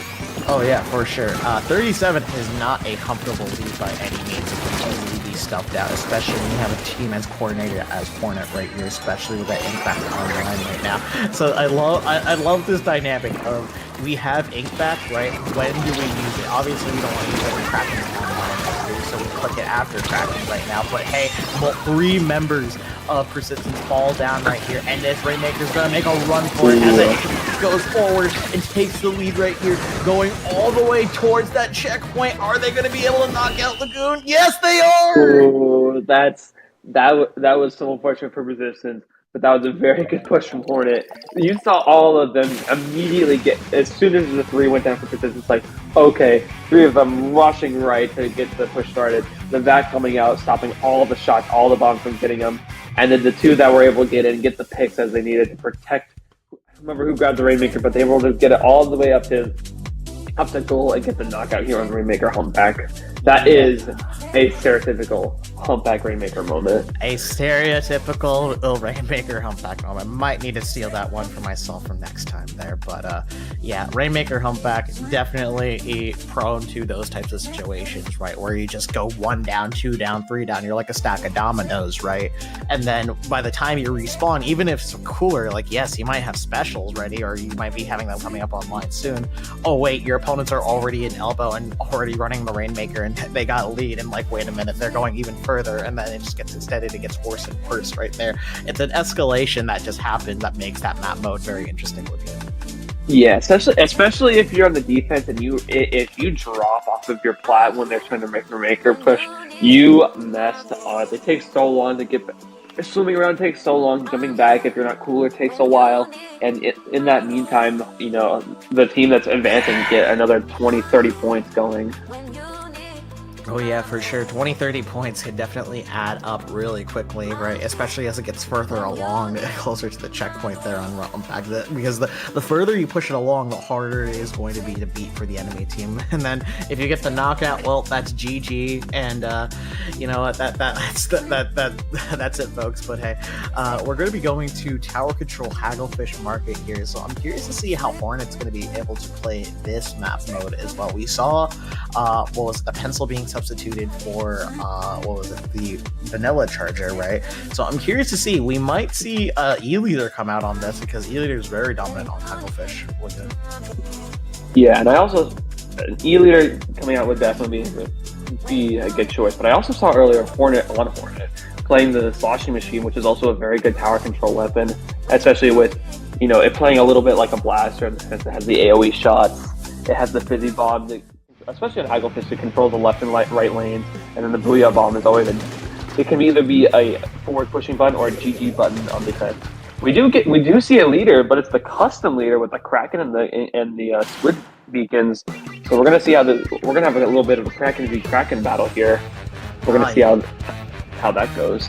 Yeah, you love to see Kraken on Kraken action. You know, they're going to be cracked out of their minds right now with those specials. But hey, right now, starting off on Hagglefish Tower right now, it is a dire situation for Persistence right now, as 2 go down from one Zuka pop immediately, and they're not coolered as well, right?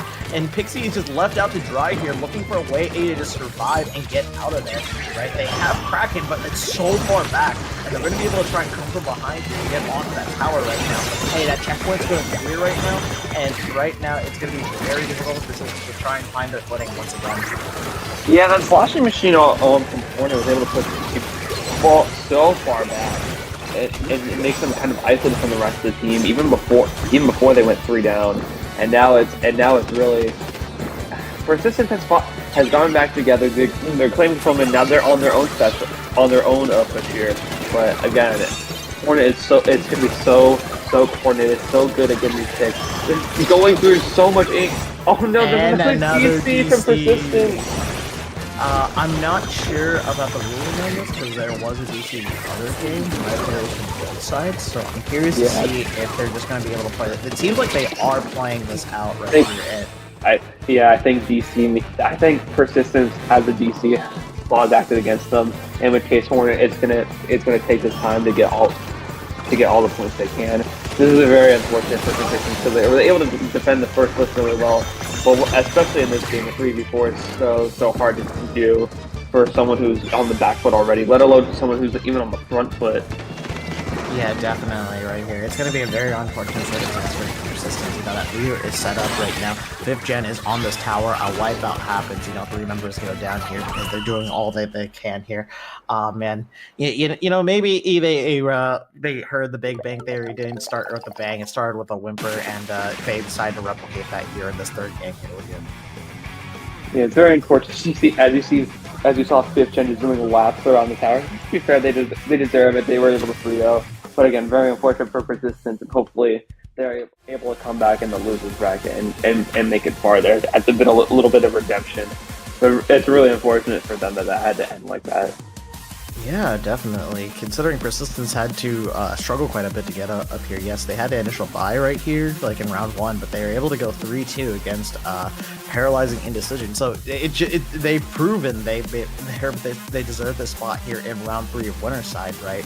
However, it's just they weren't able to pull it out just because Hornet was just playing better, unfortunately. Yeah, Hornet again. You see, and again, Hornet's a very hard team to go against. As you saw, those people there, a lot of those people were on the former team Octopi. A lot of those people, notably 5th Gen, Luna, and Potato, play together very often in pickups for stuff like SOS, and are constantly making top 3s and top 4s a great way. So getting even one or two games off these guys is a very impressive feat. But again, it looks like they're poised to take first here as they're going into the finals, and we will be eagerly awaiting who's going to go up against them. It looks like it's between Eagles, Paw versus the Goats. Two people we saw on Yep. two people we saw earlier. It's going to be very interesting to see what happens here. Yeah, who will come out on top, Eagles or Goats? That's going to be a question that's going to be answered sometime tonight, but I'm not sure if that's going to be happening on stream. But hey, Lagoon, I think we're going to be signing off here soon, or we're going to be handing off the mic to Nox and K-Bot shortly. Great. Sounds good. It's been a pleasure to be here. Pleasure to commentate these first couple of rounds, and I'm really looking forward to seeing how the rest of the tournament, kind of happens. And I can't remember the word for it, but fills it. How the rest of the tournament fills out, and seeing who comes out on top here. Yeah, definitely. Where can find people? Twitch.tv find you, Lagoon. You see my Twitter there at Lagging Lagoon. Also on YouTube, also Lagging Lagoon on TikTok, but I don't know how that's with the recent news. I don't know how that's going to be going. Also Lagging Lagoon.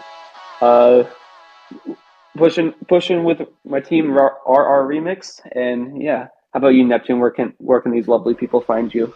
Yeah, you can find me on Twitter or in the CCA help desk, perhaps. I'm going to be answering some questions probably sometime shortly this coming week here. But hey, it's not about me. It's about the players here, right? And thankfully, these players are going to be able to duke it out here around this mid-level because of the IPL stuff, as well as the beautiful production team being able to bring it to you all right here. So give a huge shout out to them, and thank you guys so much for watching. I'll see you guys next time. We're going to be handing off the mic. See y'all.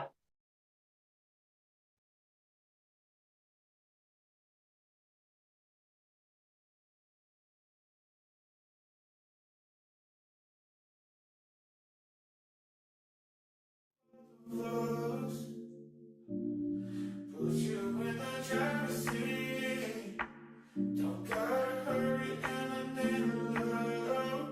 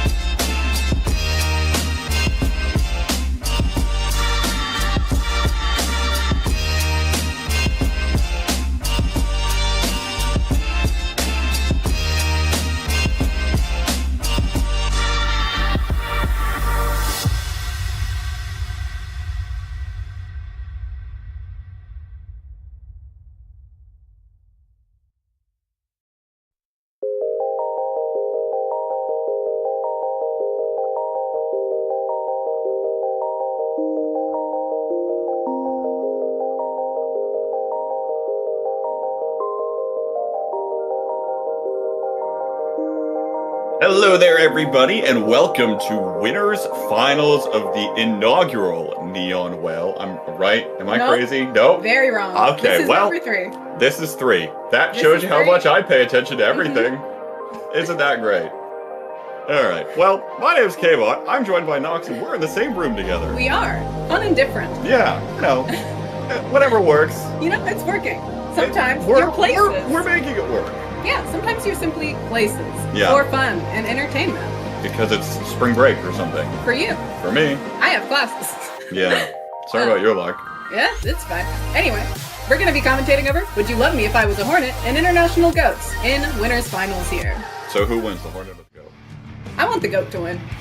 Well, In reality? In reality, it's That's so... the Hornet stings the goat momentarily, but it doesn't actually do anything. It doesn't do anything to either of them. It's just a neutral. Yeah. They're just neutral.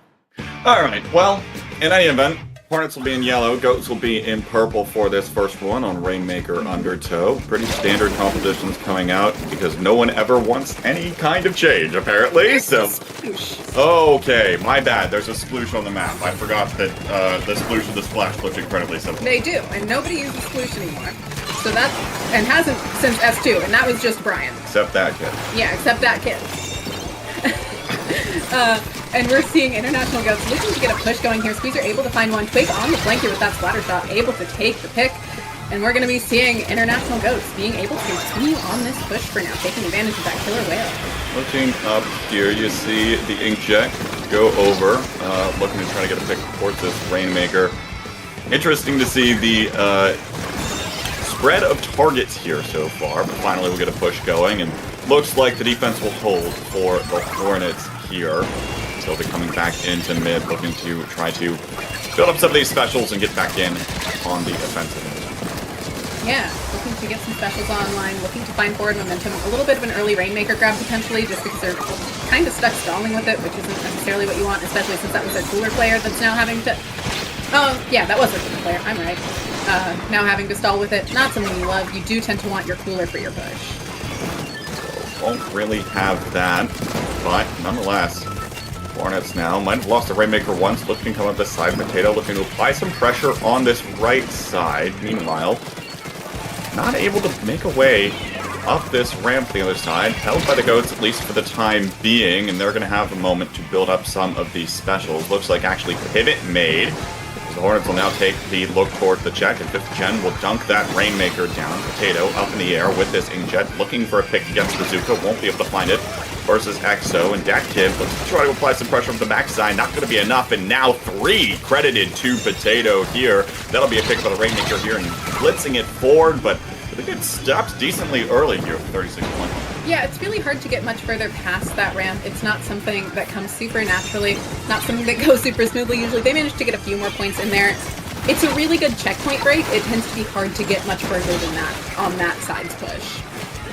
So not surprising to see the push stop there, as now we reach the halfway point in this game. Nice little pick coming up here from the namesake of the team, I suppose, Hornet, in this machine. Now we see another Zuko looking towards the right. As the Goats are trying to dig this one out, but there is just so much pressure being applied right now by the Hornets. Inkjet back up in the air, feels like once more. As Rainmaker is still stuck in the corner, can't find a way to push this out. Finally, maybe an opening as the overstamp from Dat Kid comes out, looking for the Inkjet here, but it's going to fly up into the air. Now tries to throw it. Can't get a lot else done, and it'll be another 2-down situation for the Goats. Mid will be retaken here by the Hornets. Yeah, Hornets definitely able to keep mid here, something they always want to do. You always want to have mid, always good to have. Most of them are coolered, so they're not in too much danger. Just in general, they're coolered, they have a backline. What are they worried about? Yeah, I don't know. What would you be worried about? Getting fully wiped out so you don't get jumps in from the cooler. Well, But I don't know how that happens right now. Because they are decidedly holding this mid and keeping paint down. They're using their sub-weapons. They're just maintaining space. They know they don't need to take big risks. 30's a solid push on this map. Yeah, I mean, it also feels like, right, there's not really an inherent advantage in one of these compositions, right? They both feel pretty similar with the ball points on both sides. The Zuko's on both sides as well, and relatively similar ranges. So they're just going to keep fighting against one another in mid until, you know, one of the forces gives. And that's what we've been seeing for the better part of the last couple minutes of this game. Special pushing opportunity here, though. 5th Gen gets taken out on one side, but the Rainmaker will get pushed super far forward here and picked out by some of these members. But just Potato left up. Looks like the International Goats should be able to get a push going here, especially with that cooler coming out, and Wall coming out to keep that ballpoint at bay. Checkpoint broken. Huge checkpoint to break. They do need a lot more to get going here. They do have Bazooka out, looking to try and find a pick on Potato. Not going to be able to. Wail forcing them to move. But no, not going to be enough to get lead. Scramble here right on the line. 2 down, now 3 down, though, for the Goats. This one looks like in complete control of the Hornets as J-Rod attempts to escape. Will get swarmed and taken down. 20 seconds to go here. We actually see them push forward, and that kid's going to be able to find one with this hammer. 2 down now for the Hornets, and maybe we'll see the Goats retake a little bit around this Rainmaker as they look for another push. There's another one down, and we see more pressure being applied, but the real question is, where do you take this? I mean, you are going to take it left. Left is the more consistent path. It is what you are more likely to be able to get this push off on. They're probably going to wait on those specials to be fully online. They're getting close. They managed to find the ballpoint. That's a huge pick. J-Rod doing a good job taking their time with this Rainmaker. They have to watch out for the Zuka, though, and the machine behind them, and the Zuka takes them out, as Zuka does. Yeah, it does that from time to time, doesn't it? It Long range. does all the time. Yeah. You'll have that, but even still, valiant effort there, especially towards the end of the game, looking to try to push that one forward. Just came up a little bit short, and especially, again, when we're talking about so many of similar weapons that both these teams are running, it's really going to come down to a lot of those firefights at the end of the day, and whether or not you're able to use your specials effectively. Even as I say that, though, you're not really, there's only so much you can do with these specials. They're not defense specials. They are get your picks, move forward specials, and that's Splatoon 3. And if you can't find your picks, then they're not going to happen with those then GG. specials. Yeah. Anyway, TC Inkblot next. Wow, how exciting. Never heard this one before. Never commentated over this one before. What's it like, Docs? I'm so excited. It's not a map we've seen 20 million times. See, this is funny because normally when you're commentating, you don't actually get to look your co-caster in the eye when you say a stupid joke like that. But I could see the full eye roll there. Oh, the full eye roll is more at TC Inkblot because I'm so sick of Inkblot and Mako. And the Mako zones is if anyone takes any game, yeah, not really anyone. If International Goats takes any game, I have to commentate Mako zones again. But you get Rebel Rabbit in there. That's just Mako with stuff underneath it. What? It's Mako with a layer underneath it. Isn't it supposed to be Muscle Forge? It's also Muscle Forge. It's Muscle Forge on TC. Right. Yeah. Okay. It's also Muscle Forge in general. Yeah. I have bad opinions. Any event, Luna Blaster out of that kid here, opting for basically the Ultra Stamp aficionado role here. Also seeing a custom E-Leader out for the Hornets. You should. I know it. I think it's Beacon Splatoon Kraken. 1. Yeah, it's Splatoon 1. You know Splatoon 1. I do know Splatoon 1. I can recognize that one. Oh, that kid trying to do some fancy footwork. They're finding a pick, but they didn't go anywhere for a minute there. Got one. Couldn't quite come up with anything else here, and it's still going to mean the Hornets looking to make a push, although here comes that Ultra Stamp. That kid able to find at least one there, and now might have the opportunity to push forward. Most notably, though, looking for the use of these Fizzy Bombs, applying that pressure, continuing to push these members back, because especially when you're looking at an E-Leader on the other side of the pitch, you are going to need every range tool in your kit that you have available in order to move this thing around, or it will just pop Kraken and start running at you, which is the exact opposite of what you want to see. It looks like this push is going to collapse right after the first checkpoint, though, as the Hornets have started to once again swarm around this tower, at least 5th Gen coming up from behind. Okay, no, never mind, I spoke too soon. Dat kid able to find that pick, and now we're on the second checkpoint. Yeah, second checkpoint looks like it's going to go down without much of a fight. There is a Zuka out. It finds a pick. It's a Zuka. That's what they do. Twig looking to find some space around the tower, able to find one more. That is eventually a 3-down situation. 41's not a bad push by any means. Not the strongest, not necessarily what you love to see, but they should feel pretty comfortable with that. They do have a 2-checkpoint advantage. There's a lot of game left to play, though, with 3.5 minutes left. Plenty of game left to play, especially with how quick things can move here on Inkblot in general, and we'll see which team's able to pick up a bit more momentum to get this one rolling. See that Tax Cooler's already come out from the Hornets here. Probably not going to have much options in terms of actually making a forward push, although Kraken comes out here of Potato. J-Rod sharking for just a moment, waiting out just a moment for this time to pop out. patiently, and now just gonna get taken down in the process. Doesn't even have time to pop up to react. 2-down situation now for the Goats. This is gonna be a push for the Hornets. We'll see how far they can take it. Taking out Potato there is always great. They should also be able to take out the Beacon while they're over there, preventing some jump-in. Always good to take out the Anchor when you can. We do see that Fizzy Bomb coming out there from that kid. Not gonna...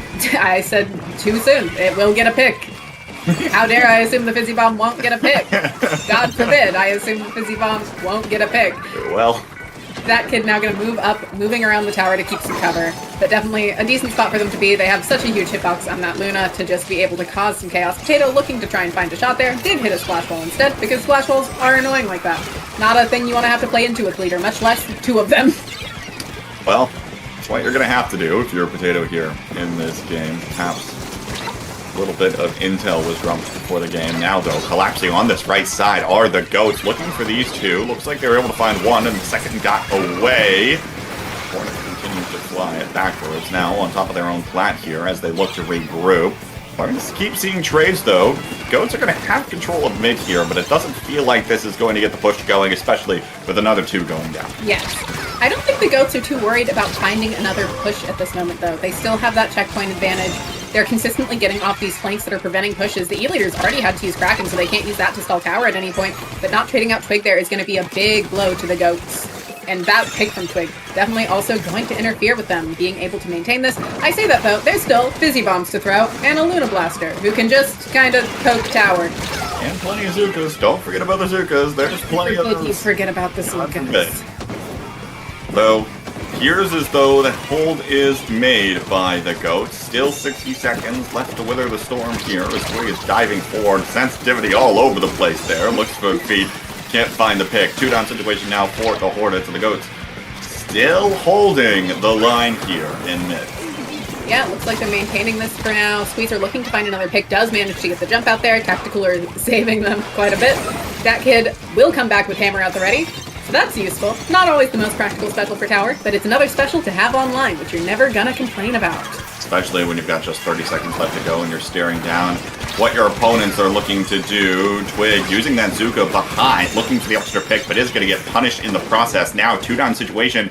It looks like this push is also going to get stopped in its tracks right as it comes around this bend. The Goats have continued to hold this line right at about this first checkpoint. And now 10 seconds left to go. Dadkin lurking here, waiting to pop out with that Ultra Stamp. Second that someone from the Hornets tries to jump on top of this tower. There it is. Collapse comes through, and it feels like it's nearly a complete wipe there at the very end. Yes. And Nox, you got your wish. We're going to a Game 4 on Mako Zones. Whoa. Oh, yeah. I love Mako Zones. It's my favorite. It's so great. Wow. I'm glad players like it, because I don't. Well then. Yeah, really well done to the Goats there. They played that very Yeah. nicely. They did a great job of managing their specials, controlling space, and keeping pain, which is all you can really ask a team to do. At the end of the day, right, if you're confident in your ability to play defense, Yeah. you might as well go for that option, right? There's no need to continue throwing things at the wall, seeing whether or not they stick, when you know for a fact that you can lock things down on the defensive side. Yeah. They were comfortable enough to do that with the way that they were playing, so props to them for Yeah. holding true at that. Would 41 be a push I would want to sit on? No. Probably not for, like, you know, the better part of 3.5 minutes. Not but on that map. they did it, so can't argue. Ever seen Plan Blitz on Robo Roman K-Bot? Have you seen that? I've probably seen it. Are you sure? I'm sure I've seen it. Have you paid attention? I'm pretty sure I've commentated over it too. Okay.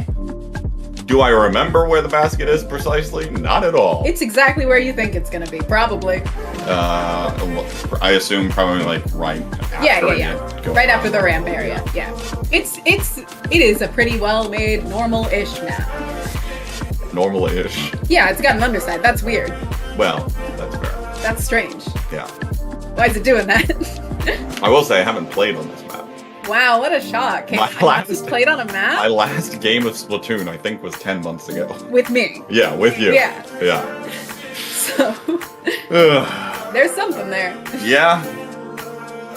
Very interesting. The point is, clearly I know exactly everything that I'm talking about. Of course. Why wouldn't you? Why wouldn't I? Not like I just called this was the inaugural. Yeah, this is number Neon 3. White. Yeah. Hopefully those are I'm the same thing. No. It is number 3. I just. That's good. That's good. I was worried for a second. I was worried I was wrong, which would be unfortunate, because I was pretty confident I wasn't wrong for a second. You were right. But yeah, we're gonna get into Clamblitz Robo Roman here. Probably not gonna be too many changes coming out from either side. Potato gonna stick with that Sea Leader, not necessarily what I was expecting, and B-Slosher over Machine. And the same comp pretty much coming out from the other side, except we're gonna see Kraken Cheese. Woohoo! 96. Krakens on both sides. How Nope. fantastic. Oh, you're right, E-Leader. Yeah. I keep forgetting. You were the one that scolded me for maybe not knowing what the custom. I didn't play that much Splatoon 1. That's a Splatoon 1 weapon. Why is it here? Because they decided it should be brought back, and elements from the previous 2 games are also getting integrated in the 3rd game. They haven't brought back Bubble Blower, though. That's messed up. That is true. That is messed up. That special was fun. Any event, though, early scramble here. Looks like both teams are going to get one person down, and they're just fighting over clam control for the most part here, and control of the economy, though with a little bit of that extra range, able to draw back, finding those kegs. Can't quite find it. Firefights continue here. How many trades can we see? Yeah, What are we up to? 6 already? Plenty. Yeah. I don't know. Win your fights better. Or push together as a team so that you can actually look at things together and more cleanly come away with fights, because you're probably not just going to out-mechanics your opponents all of the time. Nah, just out mechanics. Oh, yeah. Well, yeah. Just the R better, I suppose. You just are better. Yeah. Potato. See, Potato gets it. Well, in fairness, if you were holding forward with the custom There E-Leader, would be a problem. you must be in Kraken, otherwise there was a problem. Yeah, and there's the Kraken. There's the Kraken, comes out there, takes him down But to there's nothing. actually the other side of the map from a different Kraken. Oh. There was a Kraken gambit from both sides. And in this moment, International Goats took the Kraken gambit. They don't have any follow-up. They are still under the other team's basket. Interesting. What? They haven't switched spawns, actually. It just looked like it for a second. The Squeezer and the Slosher trade. K-Bot's rubbing his eyes. K-Bot's confused. The K-Bot index is going up right now. No one know what that reference is, but in any event here, 2 minutes in, neither team can fully get a push going, as still struggling to find those opportunities. That's a good pick. Here, coming out for the Goats. Maybe they'll be able to establish something. Nope, never mind. There are strikes coming out, preventing any setup possible from happening here. And yet still, these things aren't quite coming together. 2-down situation even still for the Goats, but a lot of ways to go for the Hornets to actually get a push. Yeah, but a push to 80 is so easy to beat. That's true. It's a nothing push. And they've got a Kraken, so it's gonna get beaten, because they can't do anything to stop the Kraken from just getting there. Well, they can't stop the clams from jumping in. They and stopped one of them. The other one's coming in now. one's going in, but will there be any other follow-up? It doesn't quite look like it, as two Yeah. members are able to collapse around that one, and so you say that it was an easy lead, but even still, it's going to go right back up to 81, and we are still at a stalemate here. Yep. Both Krakens are waiting to come back online. Potato, another one, comes through, looking for a second, can't quite do it there.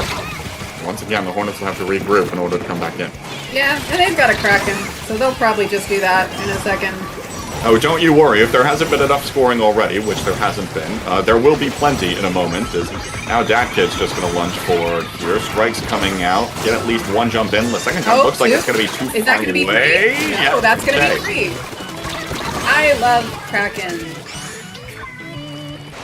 This is a fantastic special that has reason to be back in the video game. It has, you know, in the other modes, it's genuinely fine. Yeah. They just didn't think it through for Clamblitz. There's something to be said about that. I don't want to figure out what it is, though. That's not my job as a commentator. I am not a game designer, as it turns out. And you don't TO. It's just. And I know not your it's not my problem. It's not your problem. Well, it is my problem when it continues happening in the game, and we're going to see a push come through here for the Hornets, but They it's not didn't have going to three be whole enough. clams Yeah, don't have the same amount in the clam economy. Still have an opportunity to try to build this one up, but certainly going to be a mountain to climb, and it will start with Potato finding at least another one. Still going to have their work cut out for them here, as They have to find 2 power claims plus an extra in order to make this push happen. Not impossible, especially on the back of a Kraken. We'll see, though, whether or not they can build up these power claims in enough time.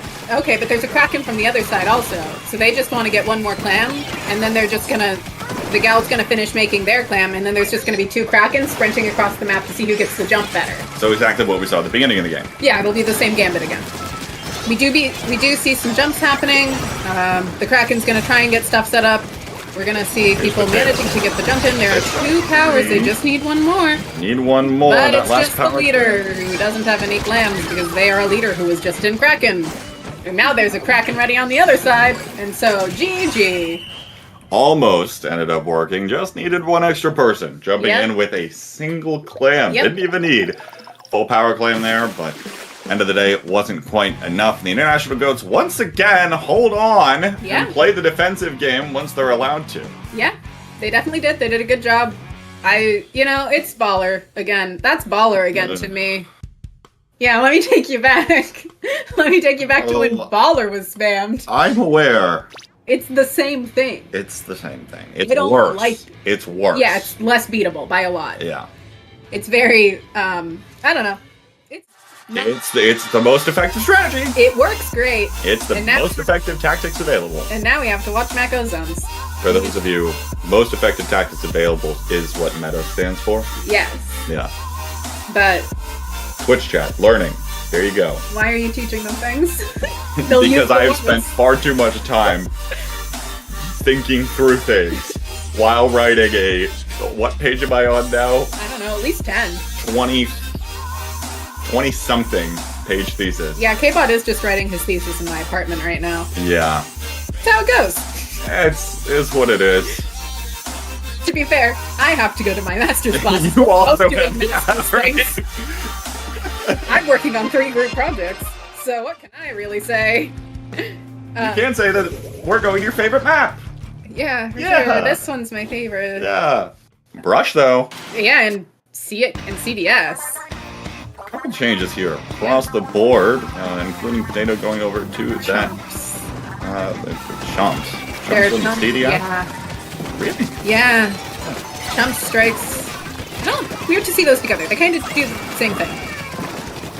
The way that I always describe Chumps was that it's less pressure applied over a wider space Yeah. simultaneously, but it's not incredibly effective most of the time. What is effective, though, is this first opening Killer push from the whale. International Goats, the Killer Whale. It would have... That thing had tracking. Yeah, it They did. did work on improving its tracking. And you know, they did succeed. I do like Killer Whale. I think it is very strong. I like that they're running 2 of them, sort of.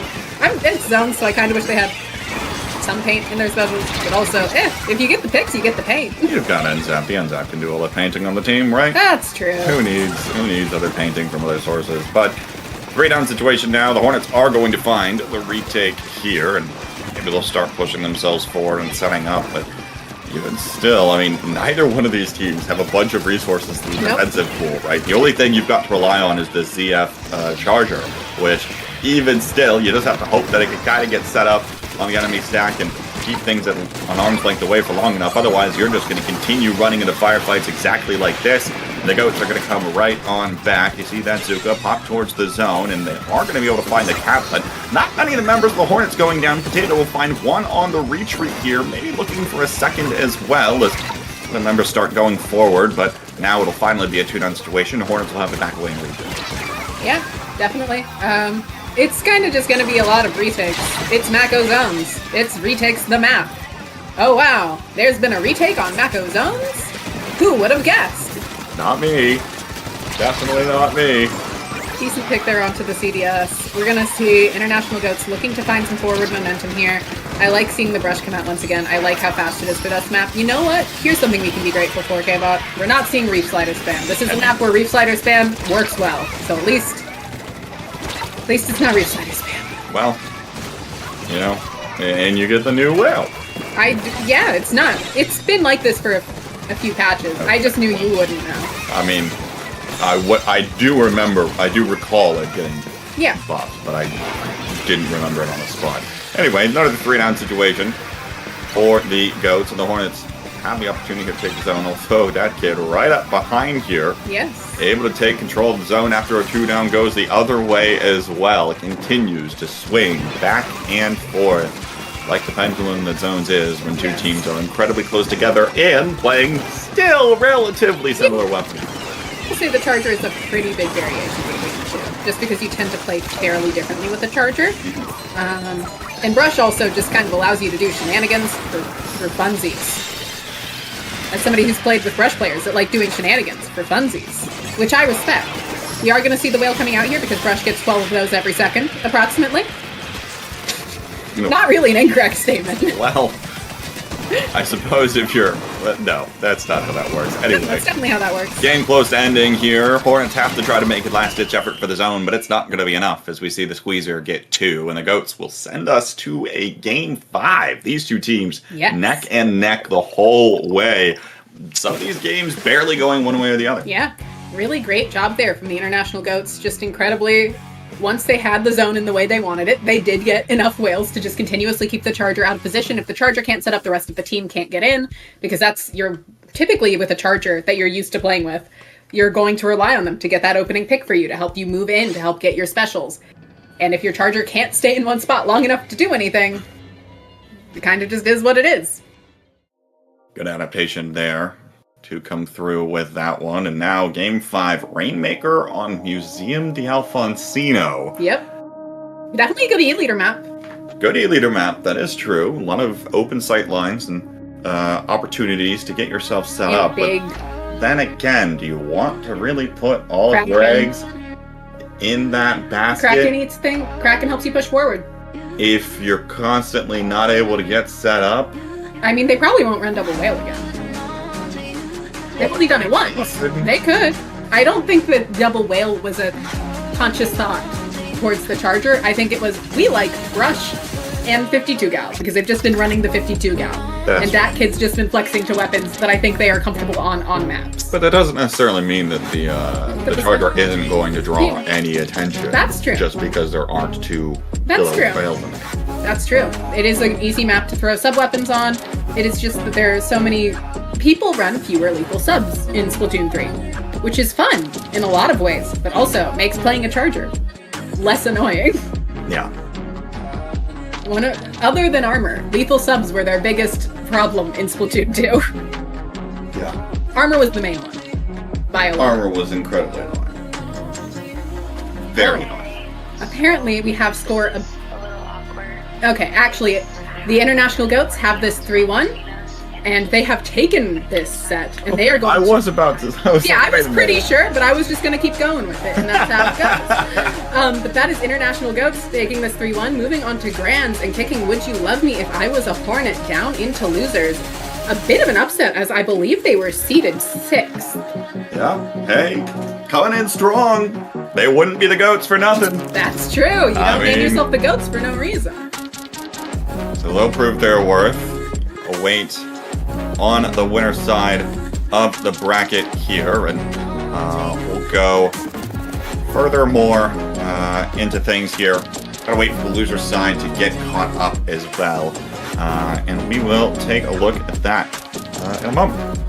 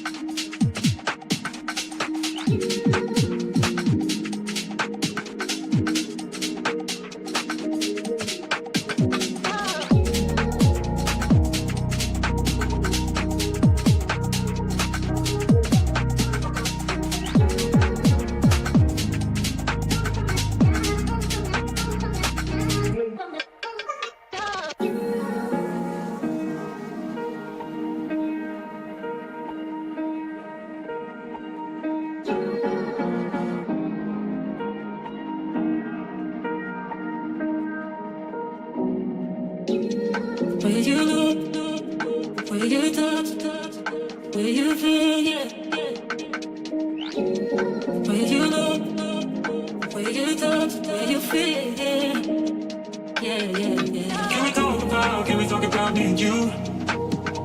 Can we talk about the truth? I wanna know, I wanna know. Can we talk about me and you? Can we talk about me and you? Can we talk about the truth? I wanna know, I wanna know. Can we talk about me and you?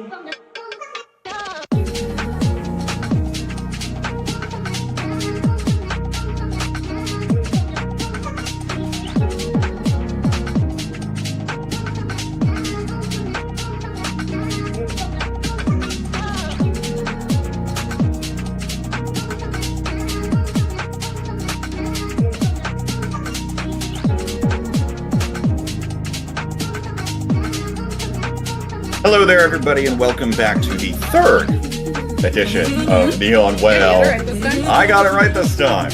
My name's Kayla, joined by Nox, casting from the same microphone. Whoa! Whoa, different for an online thing. Yeah. And will continue to be. This is a one-time event. Yeah, right. Most likely. I mean, it might happen again. It could. It is funny. It's a good time. Yeah, it is. Anyway, we're going into Make-A-Wish versus FreeFlow here. Make-A-Wish, a team I have been on. You've been on. Yeah, I know them. Yeah. Familiar with them. Well. And then there's FreeFlow, a team I don't know anyone on, I'll be honest. Well, they've gotten this far. Yeah. So I'm sure we'll see more from them in just a bit here. But the interesting thing about all of this is that we are back into best of three territory for both this loser's semifinal and the upcoming loser's final after this one. You see the maps now on your screen. We just did that. We just said words about that. Well, we're gonna say more words about it. You see the next one? That one upsets me less because I've said less words about Clamblitz Macomar. Look, I think if you broke down my time commentating, since I've only commentated since S2, I'd say a solid at least 40% of it is on this is on this map. Not bad. I'm usually better at not saying well, that. Sometimes you're sick of a map. Anyway, there's Umbrella. That's exciting. There's Umbrella? There's Umbrella. Which Umbrella is that? That's Sorella. It's Sorella, which means it's the normal Umbrella. No, that's the variant Umbrella. That's the Sorella. No. I understand the base one is the normal, but it's not the... Okay. Yes. Yeah. Anyway, the Umbrella went for an interesting flank here, trying to find something, definitely causing some chaos, but not managing to draw probably quite as much attention as they wanted, considering the other player went down. And they're just kind of giving Make-A-Wish free space to move forward here. We do see the Slosher going down there. Junior having to run around the tower, not going to be able to do too much with that, and we're seeing Aang getting chased off back onto Black. Decent push, though. Gets the first checkpoint down, and now we'll have the opportunity to regroup here a little bit. Both these teams, FreeFlow wants to try to find a little bit of stability as going down early. Worth noting, their longest range is going to be this crab tank, or if not the crab tank, out the Nautilus. So they're going to have to continue to keep up this pace, continue to apply pressure, and find ways to stagger and break in, because they're not going to get opportunities to make incredibly long-range picks. And we're seeing some of the defensive play come out from Make-A-Wish now as they continue to throw those strikes towards the tower and things like that from a very safe distance away, going to wither down the members of FreeFlow as they go 2 down, and this push will end just after it crosses that first check. Yeah, definitely a solid attempt at a push there. Good to get rid of that checkpoint. Both teams now pretty even checkpoint-wise. A good situation to be in. Really, for either side, Make-A-Wish obviously slightly better footing right now. Gonna be able to probably take out that Brella. Yeah, Squeezer's pretty good at taking out Brella's. Brella Shield, you know, not known for its reliability in Splatoon. Squeezer's generally good at taking out a lot of short range. That is also true. That is just the matchup in general.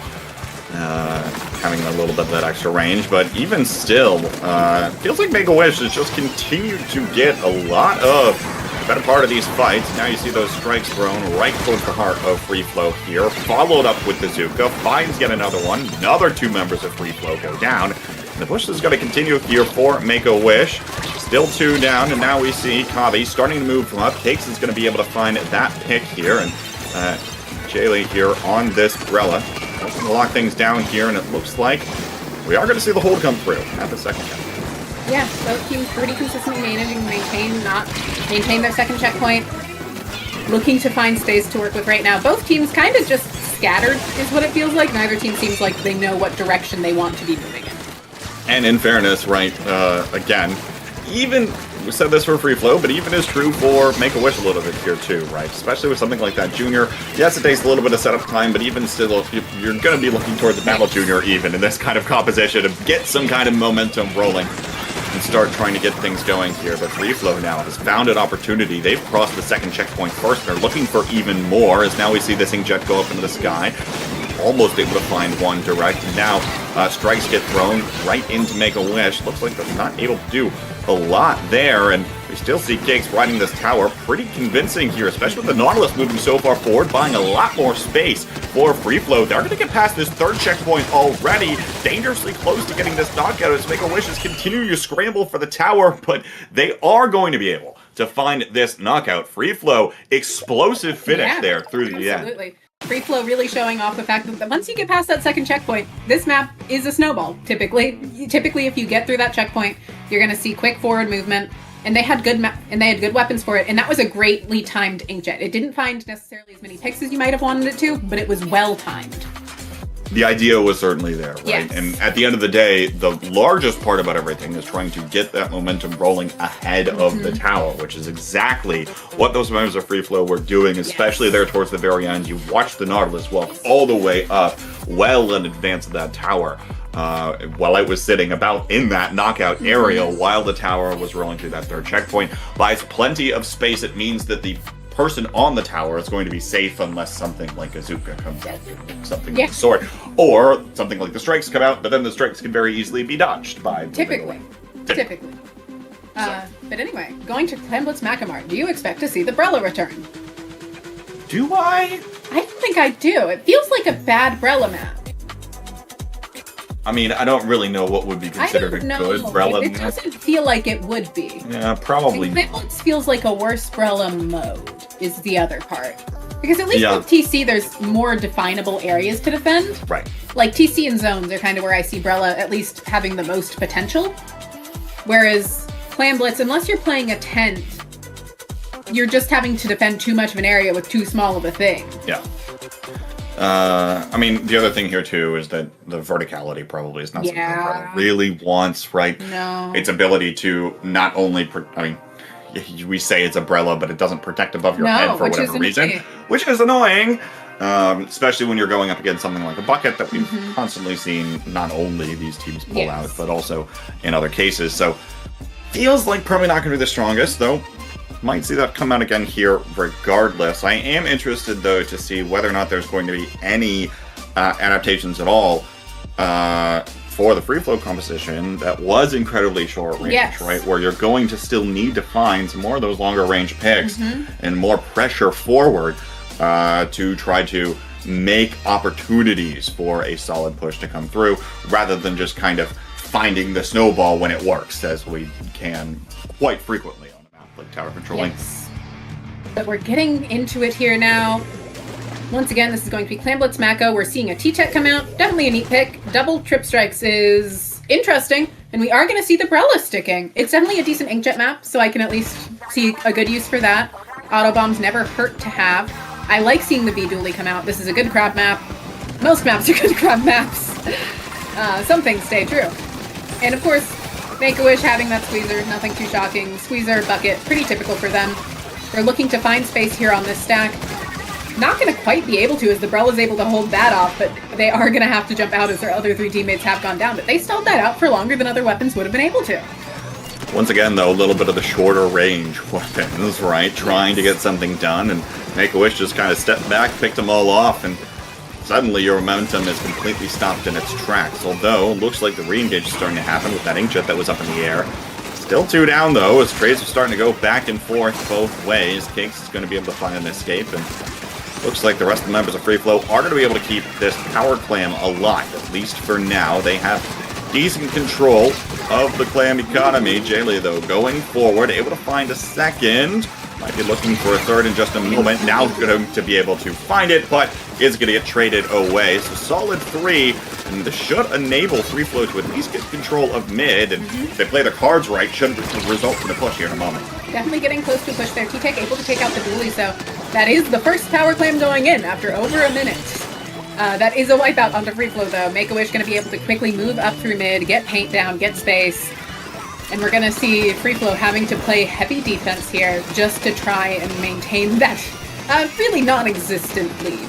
Good to Make-A-Wish, though, taking very defensive positions. Yes. Look back in. They were able to find the exact position they needed to shut that push down, making sure that it didn't go on for much longer at all. But now they're going to get trapped in their own street. 2 go down almost instantly. Aang starts to move around, trying to find an escape route, but it's going to get swarmed again by the members here of FreeFlow. They're going to once again have control. No small part of the center of the map here. Shins pops this crab tank, just looking for some kind of pressure, starting to build things up. You can see that Inkjet out on that left side too, starting to fire away. But Cake's starting to move up this right side. Looks like that power clam was able to make it to the basket, and now looking for a few more, but there's no other follow-up there in terms of other clams. The rest of the FreeFlow members have gotten back. Okay, get a couple in here all the same, but overall, certainly not the kind of push you're still looking for. No. On this map. Hopefully looking for a little bit more potential, but even still, Make-A-Wish still struggling to find their way back in. Yeah, the double trip strikes I don't think is working out super well for them here, but as I say that, there's just a Nautilus left up. As I say that, though, it's a Nautilus left up. Yeah. Like, if there's one weapon that's gonna stall you off from pushing, it is a Nautilus who has just been holding that right stack and finally went down. Now, finally, Make-A-Wish able to find a push forward, and actually 2 power claims go in. One member backed in the corner here, looking for a little bit of pressure towards this side, but even still, more power claims continue to find their way into the basket, and now Kami is going to be able to find that pick onto that very pro. A 2-down situation for FreeFlow here, and it continues to be a long push. Now down to 22. They've got another power clam online, just one more, works. and they're able to find it. We're heading to a game 3. Game 3 here, going into... Yeah, I mean, it's a pretty high-stakes scenarios. Either team that loses this goes out. We're going on to, out of memory, Zone's Crab Leg Capital, which is, you know, it's a good pencil map. I'm not gonna lie. That Make-A-Wish having a pencil is a big advantage for them to have here. I feel like Zones doesn't get played on this very often. No, it doesn't, because Chargers do so good on it, and Yeah. Pencil's already so dominant that typically it doesn't see the most play. Yeah. If players have a lot to say. Right. Just because Pencil has free sight lines, pretty much. If they get set up in mid, it's insanely hard to get back in, especially with the other specials Make-A-Wish is running. It'll make it quite the challenge. But, of course, as we have seen for the constant of this game, all it takes in Splatoon is one push. You just need the one. It still holds true with saying from a long time ago that I like to repeat every once in a while from Hitzel while he was commentating for one of the Inkstorm tournaments in Splatoon 1. From antiquity, got it. Yeah, Splatoon is not a game about the sum of your performances. It is only about your best performance over the course of the 5 minutes. Who has the better performance? And the team with the better performance has gone basically from 100 to 0, Yes. right, at some point during the game. During both of these games. During both of them. So who's it going to be on the next one here to find the lockout on Crab Leg? The lockout, the pencil will help the lockout cause quite a bit. Much more so than the Nautilus, probably. Nautilus is fine. It's just, you kind of want another mid-range with it, and they haven't been having that. Right. It doesn't want to be the only mid-range. It wants a squeezer, or a stamper, or a bucket to allow it to be able to take those riskier plays, something that can play around ledges better than it, so that it can play in the open without a pencil staring directly at it. Yeah. It doesn't like... It's a Splatling. As much as Nautilus doesn't play like all the other Splatlings, it plays like all the other Splatlings in one way, and it doesn't like a charger staring at it. It still has to stand for a second. Well, in fairness, not many things like Charger staring at it. Splatlings dislike it more than most. Yeah, that is true. And I'd say Nautilus still dislikes it more than most weapons. It has to be more stationary. It has to It has to get a charge. It has to be out of the ink for longer. Yeah. It really doesn't vibe with the charger going, okay, but I'll just point at you. Right. Although, less of a problem with the pencil. Sort of. They just have so much range and such a big hitbox. And. I'm trying to be at least marginally optimistic. Interesting. Heavy edit anyway. See From the sight. damper come out. Okay. Wild changes Fascinating. in the composition on all sides. Stand it. Good for them. They've confused me, both of them. It's a pencil map, to be clear. I am correct about this. But good Maybe for them. comfort for each of the players. Yes, Maybe they're and not it's- as used to it. It's flat zones on crab laying after all. It's not like this map is played all of the time. Nonetheless, though, firefight right on top of the zone. Everyone continuing to dive in and get involved. And Great's going back and forth, but FreeFlow is going to hold on to things at least to start out. And now, nice pick on the last shot there of this Zuka. 2 down still for Make-A-Wish. As the timer continues to prolong, they've got to find an avenue back in. And they're really only going to have these 2 sets of strikes to do it. Yeah, and strikes, once again, they're not a bad special to help you get in, but they're a hard special to help you get in. They are not as intuitive as a lot of other things. We're seeing the Stamper looking to find the pick, not going to be able to. Heavy Edit has respawned, but won't be able to give a ton of help there. Does manage to trade something out, but it's just the shot left up and is having to jump out. I will point out that JJ has switched off of the Brella and onto a shot here, just to probably enable the Heavy Edit, if I have to guess, or they just really hate Brella here. It's a 50-50. Could be a combination of both. Yeah, most likely. Most likely the case is now another 2 down, though, this time against Make-A-Wish. Should mean that the zone's going to flip back, and it will, right underneath Yang's feet, but now drops, finds 2 there, looking for a third, but Shins is going to be dodge rolling around, and will be able to pick up that edit. And so only the penalty will get applied for a moment, and now everything gets thrown at that crab tank and the kitchen sink. 2 down for FreeFlow here as Make-A-Wish comes right on back. Look, you just see a crab tank, and everyone's still filled with a little bit of wrath and vitriol. Yeah, that's real. You know, at least, you know, sometimes you commentate over 3 crab tanks in the biggest commentary event of your life. And that's life. That's life. It's 3 crab tanks and there's 1 machine. And you're thriving, I guess. I think that was a triple, speaking of which, at Yes. least for Javi Javi is a here. very strong Sneaker player. Very comfortable on the weapon. Plays it the majority of the time. It definitely hits their shots. And now it's going to have the opportunity to hit a couple of these Zuka shots in likely just a moment. But actually, Zipcast targets this Squeezer, gets it out of the way immediately, and will take it out in the process, at least with the help of a teammate. 2 down for Make-A-Wish. Zone looking to flip, and will be able to flip for just a moment. And still see that 2 down, so it looks like FreeFlow is going to be able to stabilize this. Yeah, it seems like FreeFlow is going to be able to hang on to lead for now. They want to make sure that they're playing smart, playing safe. That wasn't necessarily smart or safe, but yeah, I guess just win better. Which, you know, they sure are doing. Another That 3 is down. an option. You can just get doubles and triples, I guess. It works. It It does does work. work. Your enemy team can't really do much of anything if they're not alive to impact the map. And That is true. FreeFlow's been able to continue finding some of these picks. Now we see the Shark here coming out. How will Make-A-Wish decide to drop on top of this? Jilly popping out, not able to find something there. 2 down now. Still moving forward here. Make-A-Wish able to once again find the flip of the zone, apply the penalty, but we'll see whether or not they're actually able to stabilize this on the whole. Still firefights happening. Blue comes up, though, with that pick versus Alex. 2 down situation, and once again, FreeFlow will hold on to this zone. Yeah, FreeFlow doing a great job here playing this defense, knowing what they need to do, looking to get some ink online right now for the Stamper, and they're just stuck on grates. Not a lot you can do when you're stuck on grates as a Stamper. There's no ink there. You need ink. Do need that, but even still, is going to have the Zipcaster online, and now immediately starts going for it. Is going to be able to find a trade. That's a 3-down situation against Make-A-Wish. Kabi the only one up, and now will get traded out as well. So it's back to the drawing board for Make-A-Wish, and they've got to throw everything in the zone real fast. Just 10 ticks the timer here left to go, as the strikes are going to start to come out. Looking for neutralization. Now the Zuka comes out, finds Shins, but even still, gonna see that continue to come through. Looking for Zuka. more. Zuka's gonna push these members back, but even still, Cap comes through at the very least, applies this penalty, and prolongs the game because now it's another 2 down, 3 down situation against Make-A-Wish, and FreeFlow once again finds a way to give away the zone, but not give away their lives, winning the fight in the end. And that's what you need to do. If you're alive, well, not even true in Splatoon necessarily. If you have zone more than your opponent, you'll for sure win, though. Typically. I think you can find games where that's an incorrect statement, probably. Most likely. Most likely. One more time. We'll see whether or not they can find the cap. They will find the cap to prolong this game. We're going to see Bazooka come out here. Will they be able to actually push through, though? Make-A-Wish has tried, but they cannot find their way further forward. FreeFlow, once again, finds the defense against the double strikes and will be able to send themselves forward here onto Losers Finals. Yeah, good job on the part of FreeFlow here. Really great gameplay, really great special usage, and genuinely, their shot player did a lot. They found a lot of very good picks that allowed them to maintain pushes.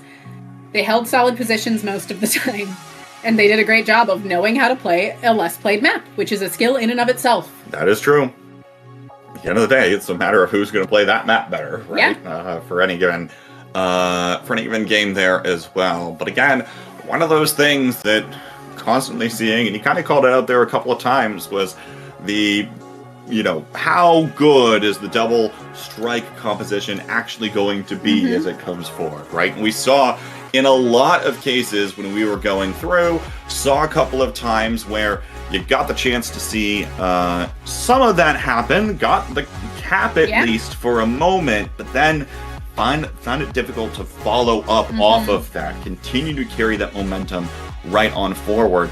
And that was one of the things struggling with the most. So will be taken out of the tournament is Make-A-Wish, and FreeFlow will advance to go on against this Would You Love Me If I Was a Hornet. Yeah. Where did this even come from? Would you love me if I was a worm? I mean, okay, I know that question exists, but why Hornet? There's a player named Hornet. That is just their normal IGN. I don't know. Okay. Well, I am assuming so. I'm assuming they thought it was a funny bit and they went with it. I suppose that works. Whatever. Yep, it sure does work.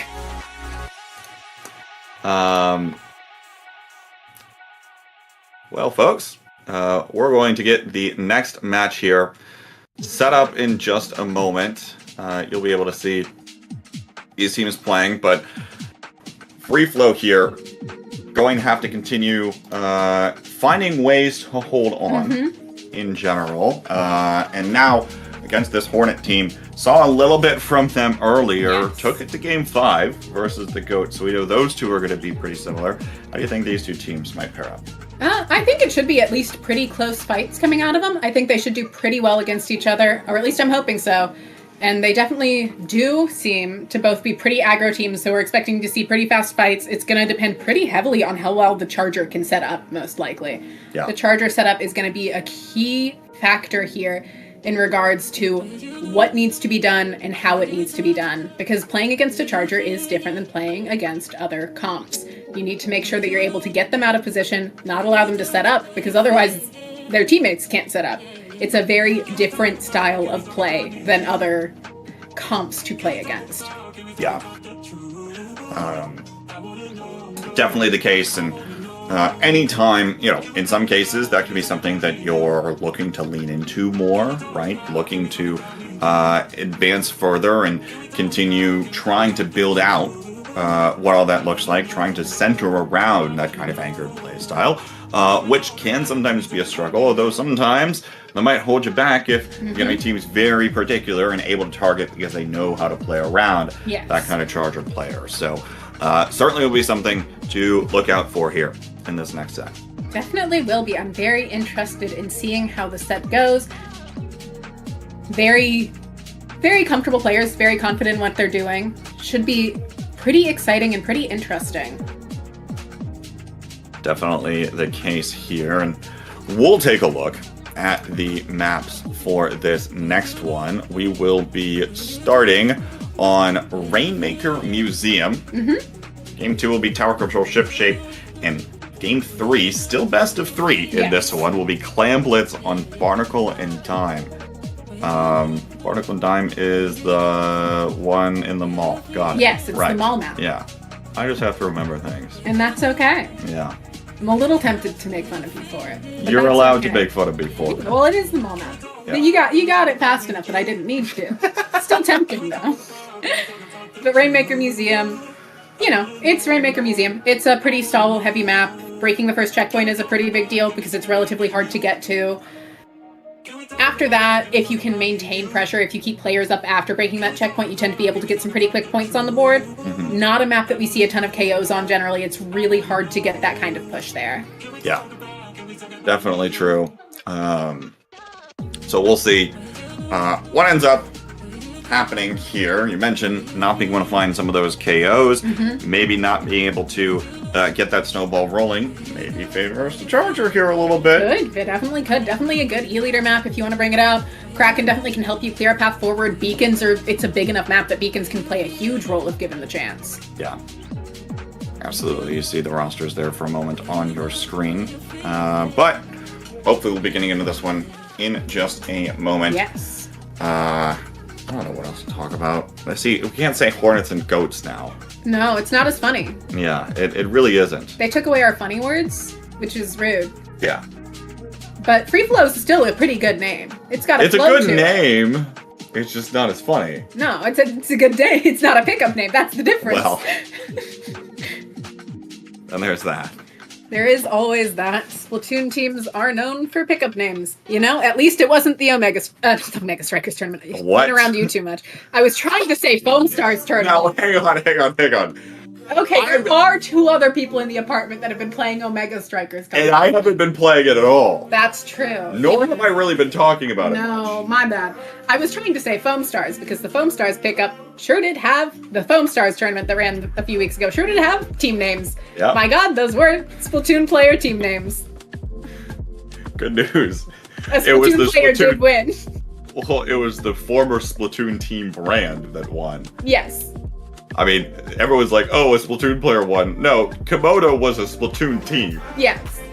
I don't know how many people actually put two and two together. In fact, they were a team. I'm pretty sure they were a team in early Splatoon 3, or they tried it again. They might have tried it again. They were more known as an early Splatoon 2 team. Yeah. But Reborn is a player that I've seen around enough that I was like, oh, that's Reborn. Interesting. You know, it is another game with motion controls, so There you go. it did have a prize pool. It was worth playing for them. Good for them. Good for them.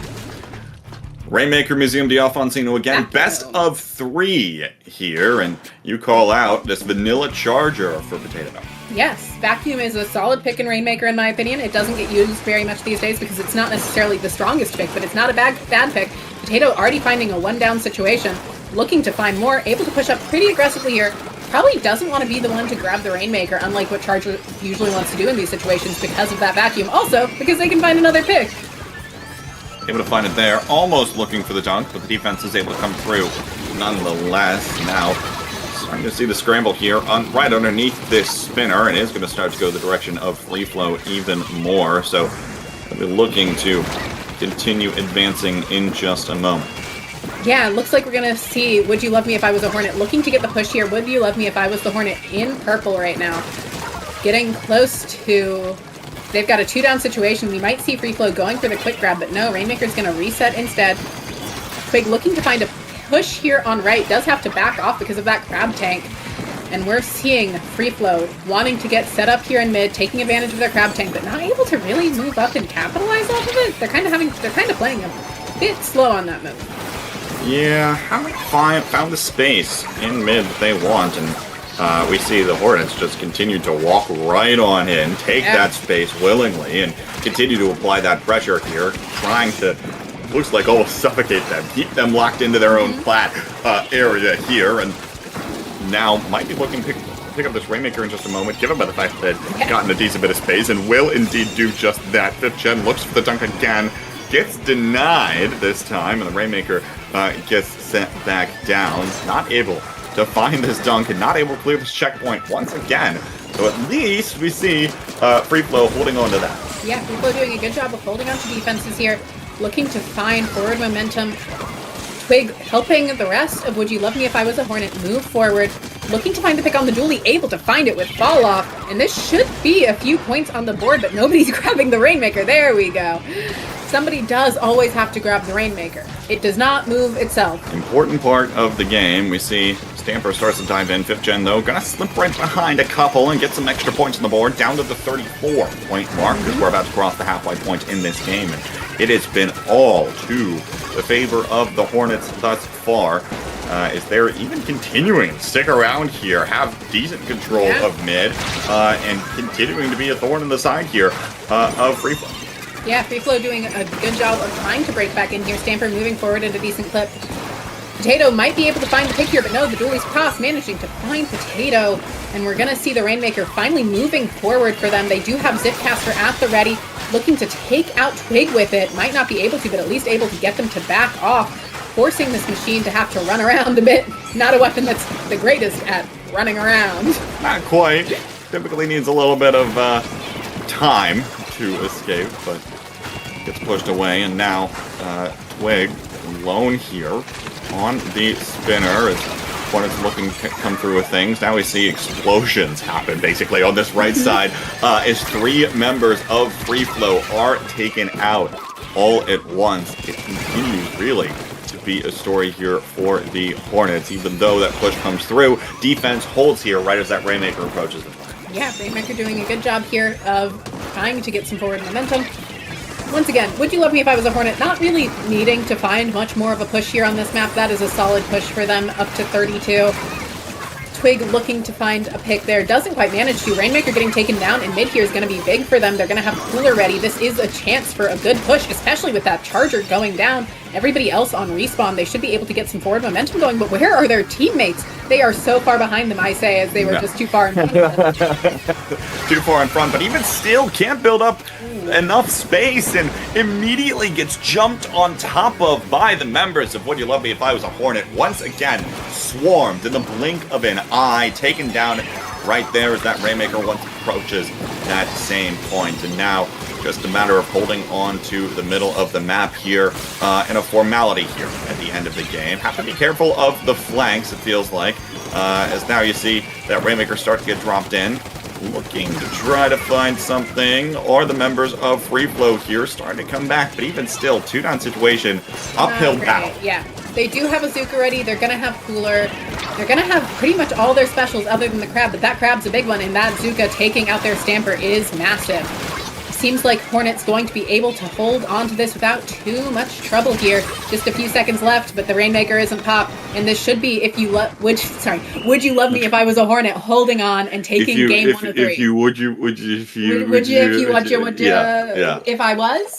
Yeah, that's the team name. Yep, something like that. Something like that, for sure.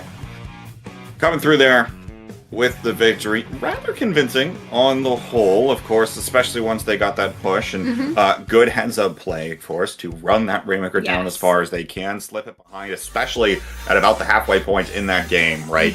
That kind of sets the pace if you're able to adjust and make it so that now all of a sudden you can play that more defensive style, make it so that your opponent's coming to you, and then, again, once they try to make those kinds of offensive pushes, you're able to just go right back and, continue to play that defensive game and collapse on any push that starts to come through. Next up, we're going to go to Tower Control Ship Shape.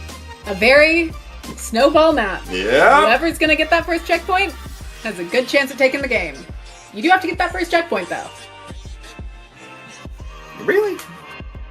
Sometimes it can be a struggle. So, as I recall, because this was a map in the game about the time I was actually coaching Sonder. Yes. As I recall, I tended to think of this map as you give away the first checkpoint and you hold the second checkpoint. It's fair. That's a fair conclusion. Getting that second one is harder. Yeah. Like, I We would... might have forgotten the first checkpoint existed because it was so easy as a person. Okay, wow. That might have happened there. If it's not real, it's not real. I mean, that's a fair would be argument. what happened. That's a fair argument. Sometimes you're a player and a commentator, but the first checkpoint isn't real if it's too easy. You just forget it's there. You're just moving forward still. Yeah, that works too. Yeah. Whatever works for your brain. Exactly. I am interested in seeing if FreeFlow tries to make any adaptations here. I don't necessarily expect to see V-Charger come out again. I would more expect to see Firefin here. But I'm not... We've seen pretty much the same comps out of Would You Love Me If I Was a Hornet all night. And we're not seeing any major changes coming out of FreeFlow here. We are seeing a big change come out of Would You Love Me If I Was a Hornet? We're seeing a Nautilus out of Potato. We're seeing 2 Nautiluses. The 2 different Nautiluses. That's fun. The Nautilus. The Nautilus. As they are, coming out here in full force. Of course, or maybe does make a little bit of sense, but even still, I would think having a little bit of that extra range here, once you get towards the back half of this map, sometimes can be useful. But hey, if both teams handshake, then not having all that range, the longest range thing is what? That crab tank, right? For the dualies. This one's going to be very much up in your face, and you called it out, going to be incredibly snowbally here. Again, I would look to give away this first checkpoint altogether, and it looks like the Hornets here might be looking to take that one, although 2 members go down here, and that first checkpoint might be held on to at least for a little while longer. Funnels and firefights happen as 2 go down on both sides in the early stages of this game. Yeah, both teams just kind of fighting it out in mid right now, looking for control, looking for space. Cake's looking to get close to that cooler in mid, but probably not going to be able to find it without some forward movement. 5th Gen holding forward here thanks to the cooler. Cooler does make a big difference in this game, but if 2 people look at you, you will tend to go down, as a rule. But Potato was able to get in because of it, and so was Twig, and now Potato's just behind them, causing chaos. Tends to be exactly where the Nautilus wants to be. Anywhere it can cause chaos. And now Splashdown comes out here, able to find 1 with the extra, what are those? Like shadow clones? What would you call them? This is the first time They're fists. They are fists. They are fists. This is the first time I'm also commentating over Splashdown. Splashdown, still not great. Still not used, typically. I like this Nautilus kit. I think the Suction Bomb makes up for it, personally. Rain is, I think, it is a better special. But Suction Bomb is, I'd say, other than Fizzy, the best sub in there. Especially when you're looking at a lot of these shorter range weapons, right? The ability to apply a little bit more of that extra pressure with that Suction Bomb is useful. Now you see that Splashdown come through for Potato, but it's going to get cleaned up there pretty quickly after that jump. And so FreeFlow might have an opportunity here, but again, this game, for the first half of it, has been dictated entirely by the pace of the Hornets, snowballing it and getting it almost down to that second checkpoint. We'll see if there's a response, but it looks like it's not going to come for some time. Suzuka's going to be able to find 1, and even still, the Hornets are rushing through to the other side of the map already, continuing to take the fight to their opponents. Yeah, they're doing a great job of it, too. Just the Nautilus left up, Twig going forward here, looking to find that pick. Probably not going to be able to at that angle, but will at least stall, keep them from moving forward, allowing their teammates to claim more space, which is all tower control is creating space for the moving zone. Exactly the case. And now you see the specials come out once more. Twig going to be able to find 1 with the Zuka, looking for another. Finds a second one there. Don't even know how that one quite happened. And now will pop out, finds the trade with that Nautilus. And now this tower's going to get through this second checkpoint. 5th Gen continues to ride it here. Cooler is out as well for the Hornets, which means even if they do go down, they'll be right back into the fray. So it looks like they're continuing to maintain a little bit of presence around this area. Down to the 15-point mark now, even though the tower's going to retreat for just a moment. This one's going to come roaring right on back, but we do see the take of this left side. Cake's coming on up here. Decent spot to try to find the retake. No real support from the rest of FreeFlow coming back in, and now still Hornets might have elected to back off there. Now nice Zuka shot comes through here to find 2, but there's a lot more to go for FreeFlow. FreeFlow has a big push to make here and only a minute to do it. Definitely not an ideal situation to be in. We're seeing them looking to start clearing out that left side because you have to. And they do have a crab. They should be able to set something up to help them get through here. Something to keep other players off of them. But no, the Nautilus comes in with the splashdown. It looks like Would You Love Me If I Was a Hornet just has this unlocked. There are situations in which FreeFlow could take it, but they would be abnormal and strange.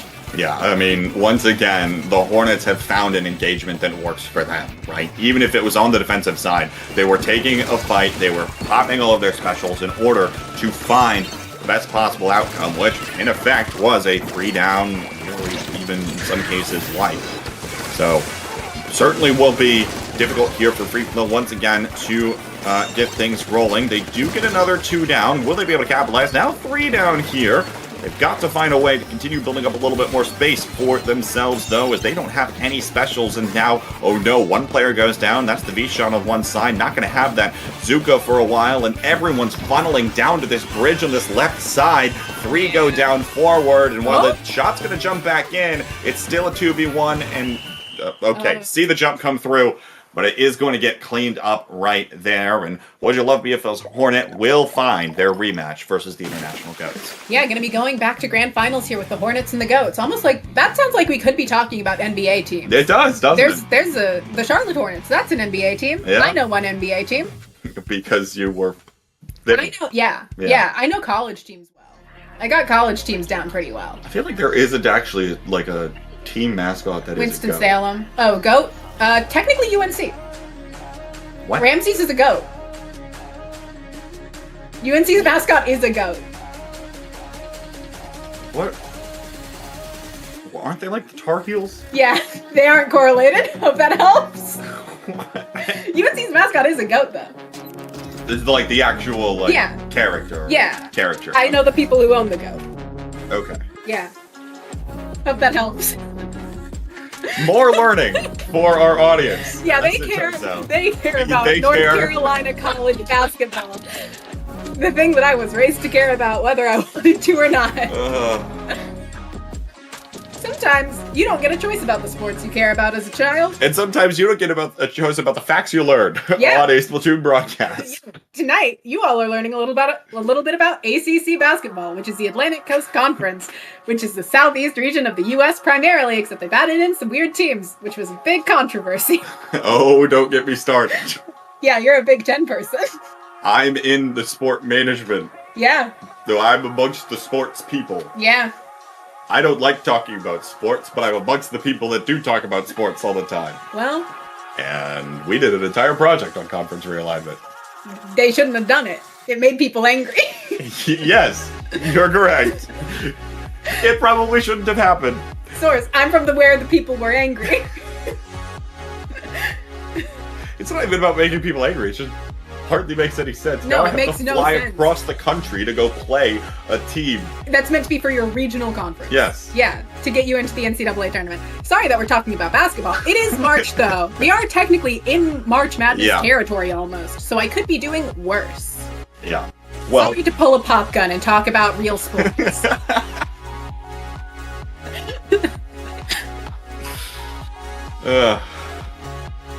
I feel like every time I'm on an IPL broadcast, I mention Popgun.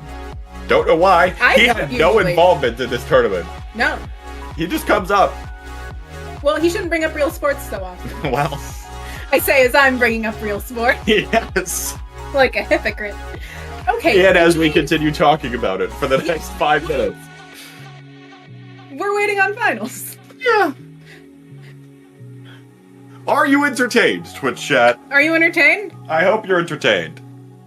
We like complaining. We like complaining about sports ball. Yeah, you know. You know what? The team I was raised to care about actually is doing pretty good this year. So that's a In win. basketball. Yeah, well, there's no other sport. Well, I don't know about that one. No, there's only college basketball. That's Well, the only sport. I'm not too sure about that. No, there's only college basketball. Well, What other sport could there be? Football? Football's not real. People get too many concussions in that one. I would argue that it is pretty real. No, surely Being not. raised in Columbus, Ohio. Okay, I'm from the South. I should care about football. Well, not if you're from North Carolina. That's true. North Carolina is the basketball North Carolina state. is the exception to that. Yeah, it is the basketball state. Unless you want to argue for a different state as the basketball state, but that would be bad and wrong. In your opinion. There's UNC and Duke and NC State in North Carolina. What other state would be a basketball state? Kansas, maybe? Yeah. Kentucky, maybe? Yeah. That's it. Probably. The UNC and Duke in one state. No. Within a 30-minute drive of each other. Right. It's a funny rivalry. There were bonfires on the street like 2 nights ago because UNC won over Duke. That's always fun. You guys ever just know that there's bonfires in the downtown of somewhere? That's always fun. In the downtown of somewhere 600 miles away from you? Yeah, I've been there when the bonfires have happened. Oh, I'm sure you have. Only once. Right. Not my favorite. Yeah. Generally not the best place to be where there's bonfires. in the Drunk street. college students and bonfires are a weird combination. Not a good combination. They jump Hardly over them. ever. What? The drunk college students, they jump over the bonfires. You get to watch it on the news. Do not try this at home. No, but you should watch them do it. It's kind of No. funny. On news Viewer sites. discretion is advised. No, they don't follow me. Most of the time, Most of the time. Sometimes they're also climbing lampposts. They're busy down there. they're busy. Yeah, they're drunk frat boys. What do you want them to do? Be smart? Maybe. I mean, UNC is a good school. They should be smart. But they're frat boys. Right. Duke doesn't set fires to their downtown. Because they're cowards. I don't think there's any correlation between whether there are cowards and whether or not you set fires to your downtown city. There is. I'm having fun breaking K-Bot, by the way, everybody. I'm having a great time. Well, Duke fans are mean. Sometimes.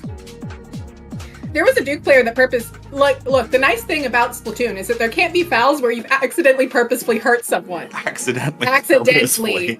Accidentally. Yeah, they didn't mean to punch Tyler Hansborough in the nose. Yeah, the dude didn't mean to trip the UNC player the other day. For sure, Duke. For sure. I have no thoughts on NFL free agency so far. NFL isn't real. What is NFL? Well- That's not college. Or basketball. It also, none of this has any relevance to us right now because we're still north of any of it happening. Right, but my dad's gonna ask me if I know about it. Yeah, well. I get pop quizzed. I have to be ready for the pop quiz. No, you don't. I do. No, you don't. What's gonna happen if you're not ready?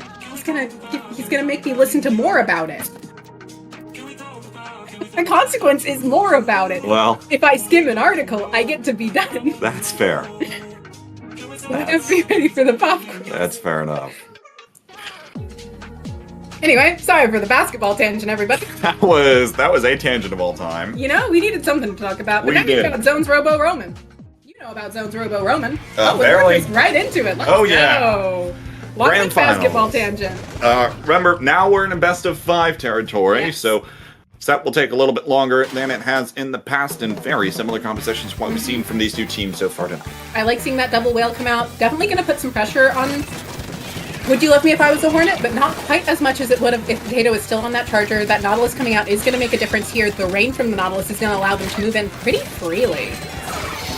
Pretty freely, we'll be looking for those things again, and we'll be starting to come on through here. You know, you mentioned the fact that these double whales will put a little bit of pressure, but at the end of the day, also seeing a lot more mobile weapons, right? They don't have that charger target on the other side, so we'll see whether or not they'll actually be able to find a similar kind of target. Yeah, International Goat's going to be looking to find a way in here against these jumps. Jumps do go away pretty quickly, not too much of an issue.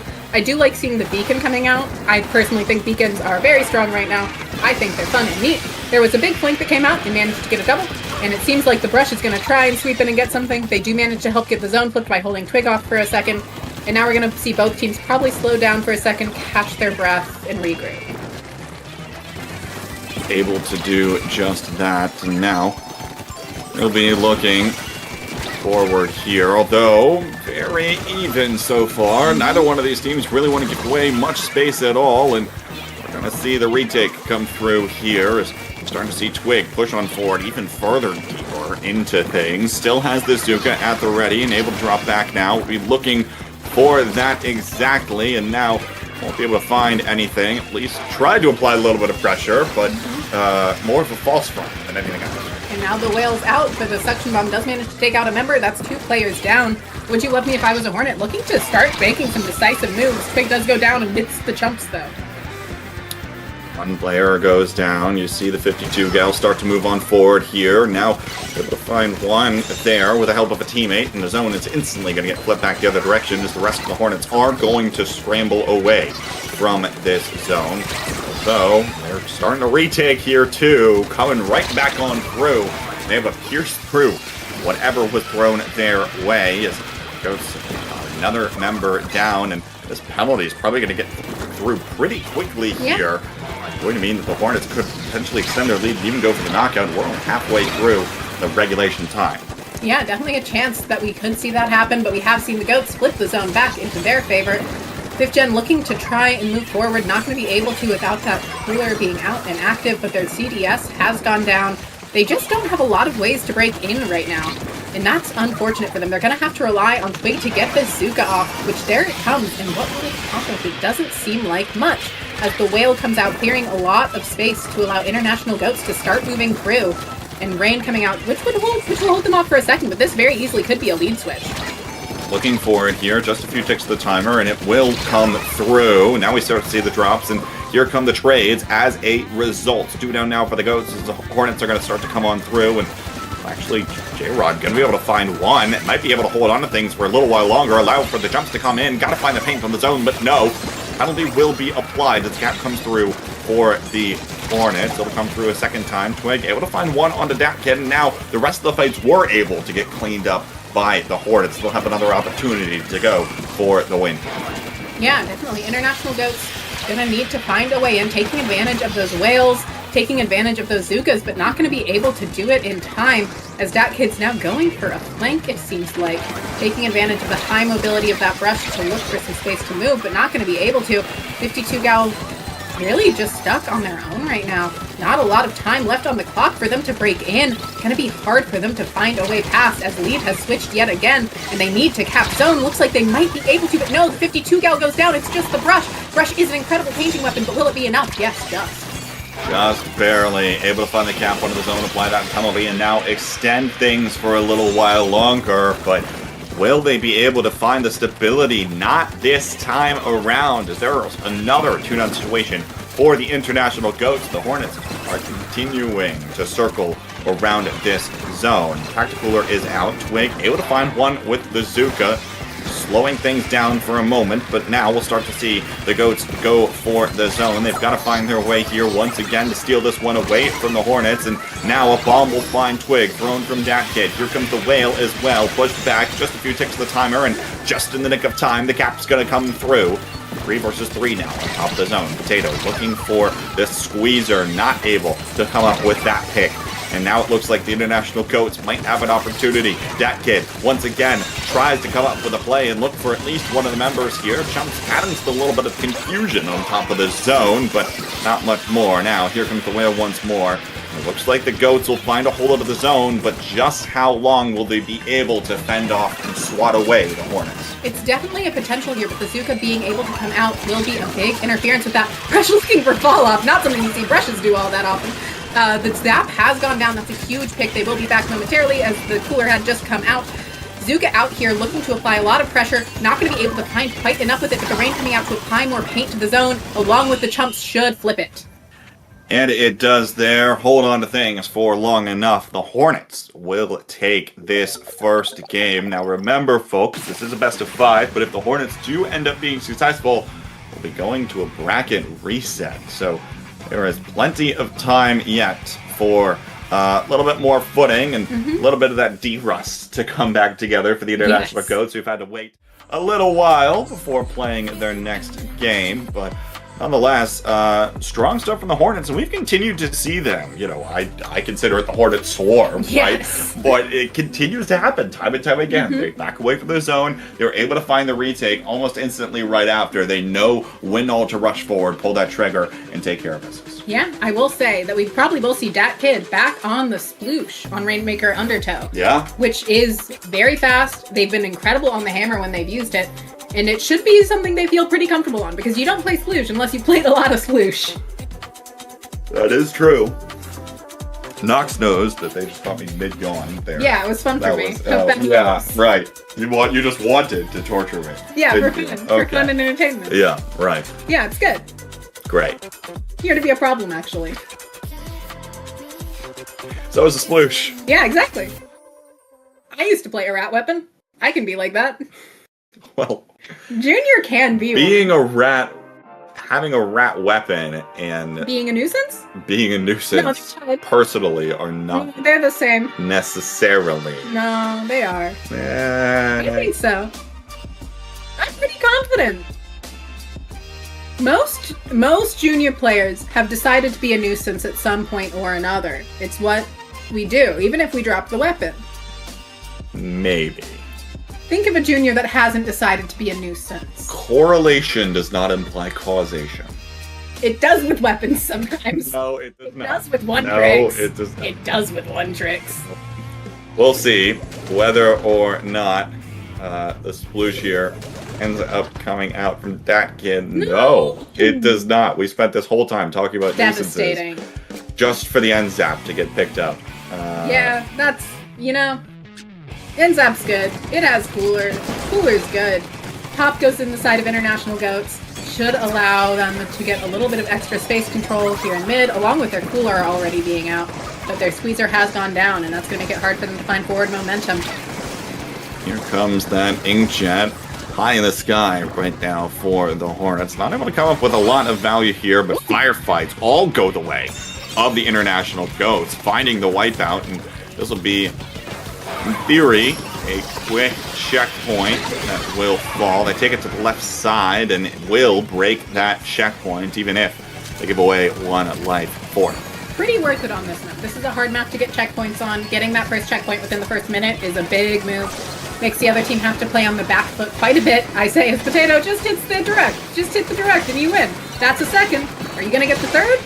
Not quite. But their teammate will play cleanup, and that's all you can ask for. Certainly all you can, but even though there's one member on the backside, it is Dat Kid again trying to poke at them. Still being, you might take the gremlin weapon out, but you can't take the gremlin out of the player. Exactly. 5th Gen moves forward, able to find this one on the checkpoint. That was an interaction of all time, but... Seen that one before.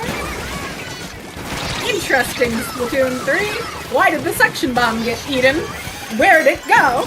I'm confused. Look, 5th Gen should have gotten the checkpoint there. That's not what I'm arguing. 5th Gen shouldn't have lived, and that suction bomb got eaten by a mystery force in the podium. Well, As Splatoon 3 goes. Yeah. Sometimes Splatoon 3 gods just decide, no, there's not actually a bomb there. Sure, sometimes you throw in a whole power clam, and you threw it in just a quarter second too late, and no, you didn't. yep. But it made the sound like you did. Thank you, Splatoon. Looking to find a pick there with Bazooka, able to find one, but not the other two. Dat Kid probably going to look to drop on them if they get any closer, but no, just going to go ahead and drop early. Yeah, it doesn't really have an approach angle here, and for all intents and purposes, the Hornets are more than happy to continue wasting time away from the clock, and individual members from the International Goats are starting to lunge forward, but they cannot find a way to touch this Rainmaker, and now enough players have gone down to the point where the Hornets can regain just a little bit more space and start to further challenge things up on this left side. They make a move for it, and looks like they were able to get taken down here by this Zuka from Dat Kid once more. We'll see whether or not the retake or another push is going to come through, although it looks like the Goats have stabilized. We'll see just how far they're able to go. Now it looks like we're actually picking this up right away with the Cooler out as well. Looking to make a play, but again, not many ways to go here as you're trying to break through to the other side of mid. They probably do want to cross through to the other side. I think it will be easier for them, but Potato doesn't really want them to do that, it seems. Able to come right over the wall and shut down that push before it really gets starting, buying enough time for the rest of the Hornets to come back through into the middle of the map here. Dat Kid pops the Zuka up once more. Won't be able to come up with any value there, but another one goes to the way of the Hornets, and now Hornet has got another of his own. Zuka shots go back and forth in these, but none really come up with much value whatsoever. Now, finally, one member goes down from each team. J-Rod looking for to take this Rainmaker up this left side, able to find one. Potato zoned away for a moment by the splash wall, but now there's a member coming up from behind. Good pick on the front side, and now able to find the lead there. Only down to 46, though, so this one very much can still go either way. It definitely can, but they do still have players up there looking to take space, looking to take skirmishes, and those splash walls do a lot of work sometimes. They're choosing to go through the grates. Definitely a solid choice, but no, I think they actually fell. My bad. Looks like they're still going to manage to squeeze a few more points out of it, getting to 30. 30 is solidly onto that uninkable. Definitely a solid push to try and hold. And that's going to be the end of this one here. We'll see whether or not they're able to do it. Dat Kid, though, from behind, now is going to get point censored and is going to get taken down before they can get the jump away. 40 seconds left to go here. Of course, worth noting the Rainmaker timer is ticking as well. see whether or not the International Goats actually, or Hornets actually try to reset that timer, though it looks like they might not decide to. Wail comes out here, trying to apply just a little bit more pressure, but if I was the Goats, I would just hold on. You're comfortable playing this raining game right now, but actually they're going to pop all of their Zukas at the same time, try to find this Rainmaker, but it doesn't go down. Finally, it does, as one member is able to lunge forward, but now 12 seconds left to play here. Hornet able to come up with one. Now 3 members down for the International Goats, and now we see that come back on through. In terms of that timer, overtime is going to be rather long here if the Hornets can hold on to it. Definitely will be. We are seeing the Zuka coming out, looking to find either the Squeezer or that kid. Not going to be able to. Their shot player has gone down. There's enough paint coming out on the map that it should be pretty hard for Will You Love Me if I was a Hornet to find much to work with. And the Zuka's coming out, and the Zuka does what the Zuka does. That is game 2 in this set, going to International Goats. We are 1-1 going into game 3 in this best of 5. I just forgot it was raining Zuka shots. Yeah. The entire game. That's all it was doing. Yeah. Raining Zuka shots. That's Splatoon 3 right now. I was like, oh, maybe they won't be able to get in position. Oh, maybe there's an opportunity for push. No. No. There's no pencil. These are Zuka players. That's it. Not It's always. that simple. Well, not always, but... But in this set, yeah, it is. TC Manta. We could see something interesting here. We could see the Luna come back. We're not going to, probably, but we could. I do think it's a map that you're probably... Of the maps in general, Zuka doesn't feel... It's strong. strong here. I would agree. Yeah. The problem is, when you get an over-the-wall pick with Zuka, you do feel like a god, and players do chase that feeling. That is true. Splatoon players are known to just chase the Twitter clips, Yeah. as the kids say. Well, I mean, that is true for about any player of any game ever. I only know Splatoon. Okay, well... I know Hades, but that doesn't have Twitter clip moments. Most people just want to play a game that allows them to feel something. They don't just want to win? Well, that's part of feeling something most of the time. Interesting. Yeah. They seem to care more about the Twitter clips half the time. Yeah, because it allows them to feel something. But you could go for winning. But you want to feel something. Interesting. I'm confused. It's the same high as winning. Fascinating. It's just like you won your individual, like you got a quad, that's like a successful thing. That's not... You won that thing, but you Yeah. didn't win the game. You're a junior player. You're an objective player. I want to win the game. At least 2 people at every team just want to go kill things. No. I know. This is Charger players are the same as them, but just a different flavor. Yes. Charger players arguably want the Twitter clips more. But Potato's going to be sticking with that Nautilus. So not after the Twitter clips. Ooh, that's spicy. That's different. I would have picked V-Clash over it, but that's spicy and different. Yeah. I mean, chumps are chumps. That's all I can say about chumps. They're not good. So I'm confused. Like, I don't disagree with Clash as a pick here. I do disagree with Curling Bomb and chumps as things in the game. Well, But they should win that. They will win that every time. That is the Clash's fight. If you don't know how to fight a Clash, you're going to lose this. I don't know the last time. Would you love me if I was a Hornet player had to see a Clash? I'll say that much. yeah. That's the advantage of an off-meta pick. So, yeah, I respect it. Certainly so. We'll see whether or not it plays in the favor here of the International Goats. It looks like seeing things very neutral to start out for the first minute of this game. J-Rod gonna get taken down by Twig on this left side, and maybe the Hornets will have a little bit of space. They'll looking towards this first checkpoint, but actually will lose control of the tower, and now 3 down coming through. The National Goats are lunging forward here, looking to pick up any bit of room. Yeah, Wail coming out here going to be able to help slow Twig down. Enough of the Wail come out to definitely still be a nuisance. They should get this first check without too much of an issue. Now Twig's going to Zuka them. Now Zuka is an issue, but there is a Clash under there, just existing as a threat. Which is why I do respect Clash as a pick here. Like, you can't stand there like you usually would. That is true. Certainly the case. We'll see whether or not... I mean, the thing for me that I'm just watching, right, is that the chumps are not going to have that much. No, their special is wrong. There's a different... I do think Vanilla Clash is the better pick. Yeah. I think Zuka Splat Bomb is just a straight up better kit. I don't think there's an argument there, but that kid just wants to go in and kill things with Flash. Hey. And you know what? I can respect that, and that is a wipeout going on to Would You Love Me If I Was a Hornet. International Goat saying, hey, we don't really want to see Rocket Reset, so we're gonna see if we can make this happen fast.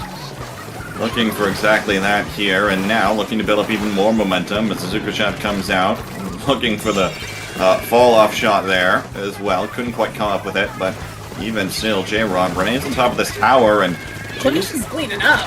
yeah, Clash continues to come on through here. The pressure is applied on the other side of this wall as it continues to mount for a Goat's push. Now, down to this third checkpoint here. See the Clash Blaster in position, starting to poke at things, able to pick up 5th gen, but finally will get taken down, and the wipeout comes through. Down to the 17-point mark, though, is incredible. Yes, that is an incredible push on this map. Now they just need to play a good defense, or they can just have their Squeezer go forward and hit things. Sorry. Squeezer is good at that. Did you think that the Clash Blaster was going to play defense? Yes. I'm sorry, you're mistaken. Oh. That Clash Blaster is going to continue going right up in the faces of the opponents, or at least find a cool angle to sit at and make it near impossible to resolve. Did a good defense on Luna, so they might play Blaster the same as other Blaster with Yeah, non-legend. okay. But it does have bad sub, unlike Luna, which has good sub. Which makes a big difference, genuinely. If you can spam Fizzy, you can spam Fizzy.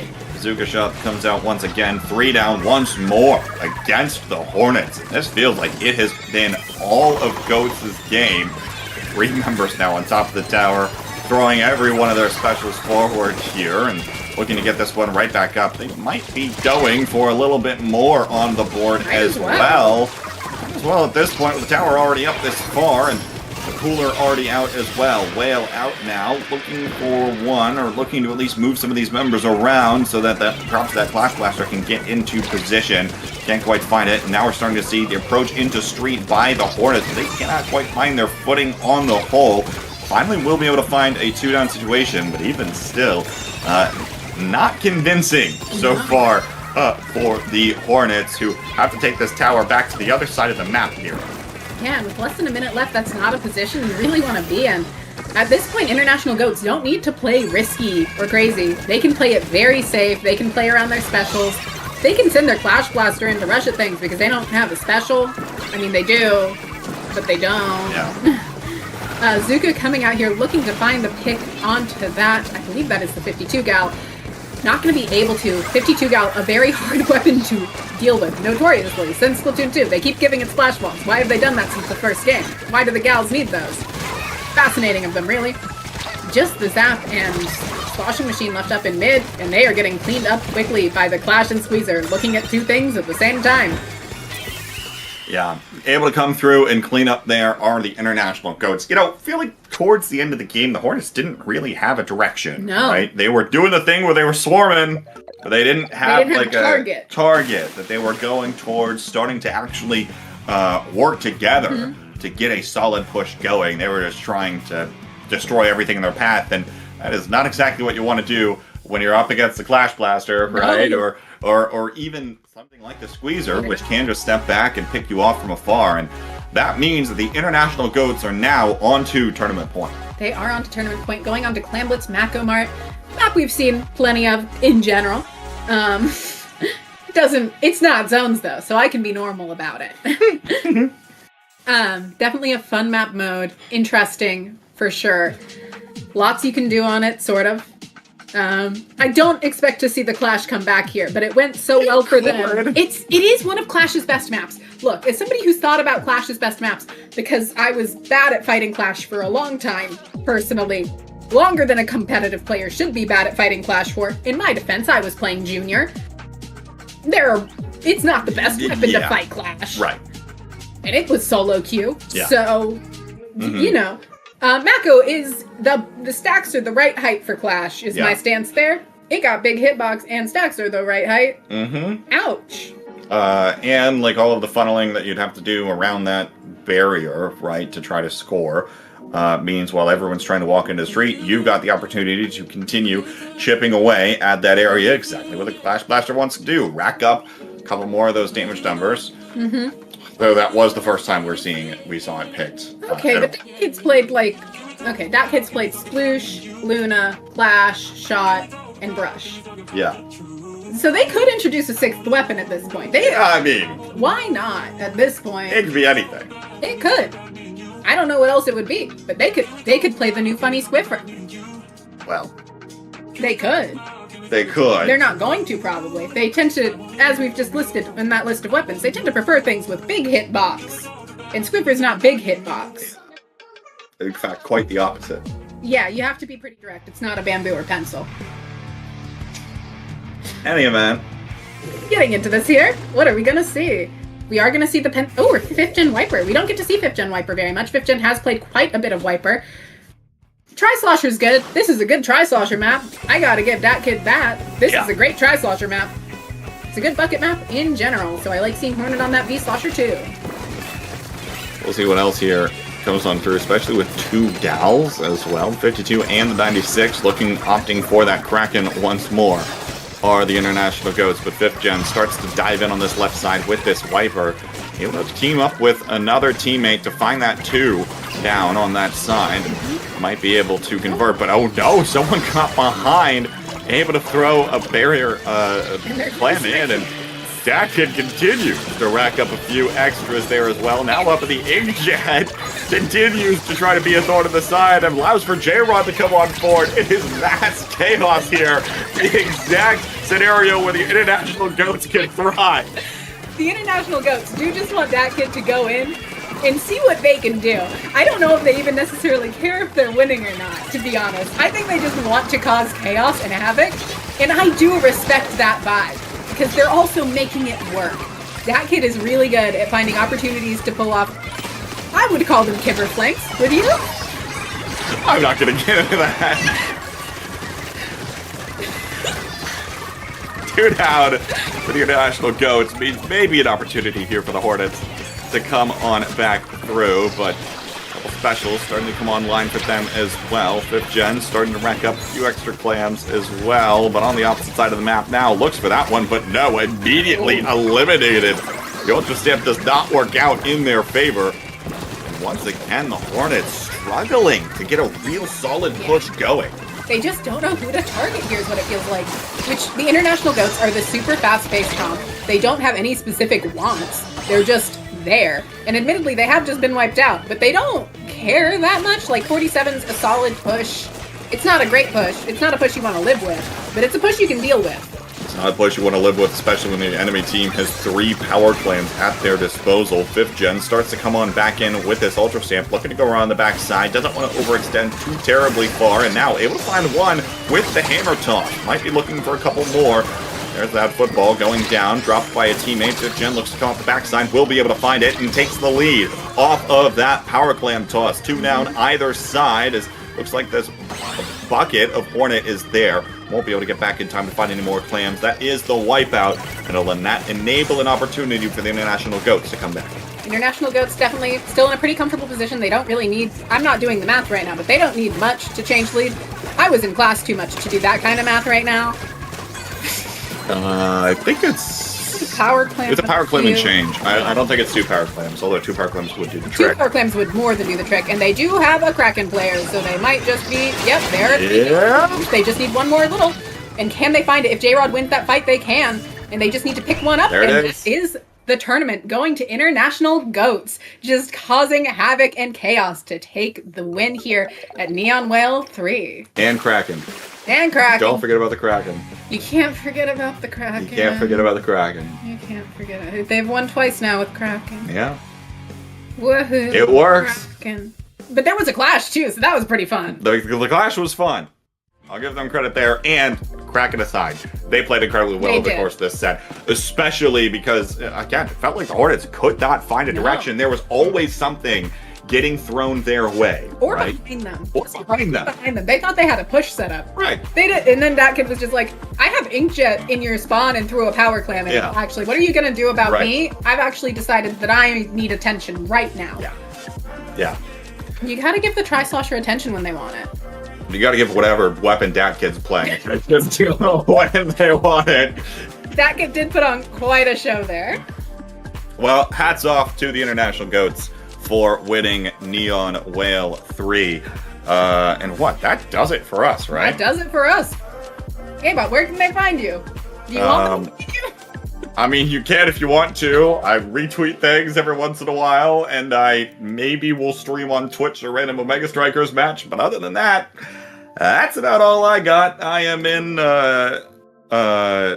I'm just trapped doing anything else, and not paying attention to, most things online, because I'm trying to do this whole writing thing. Yeah, that whole thesis thing? Yeah. That's wild to do. I know.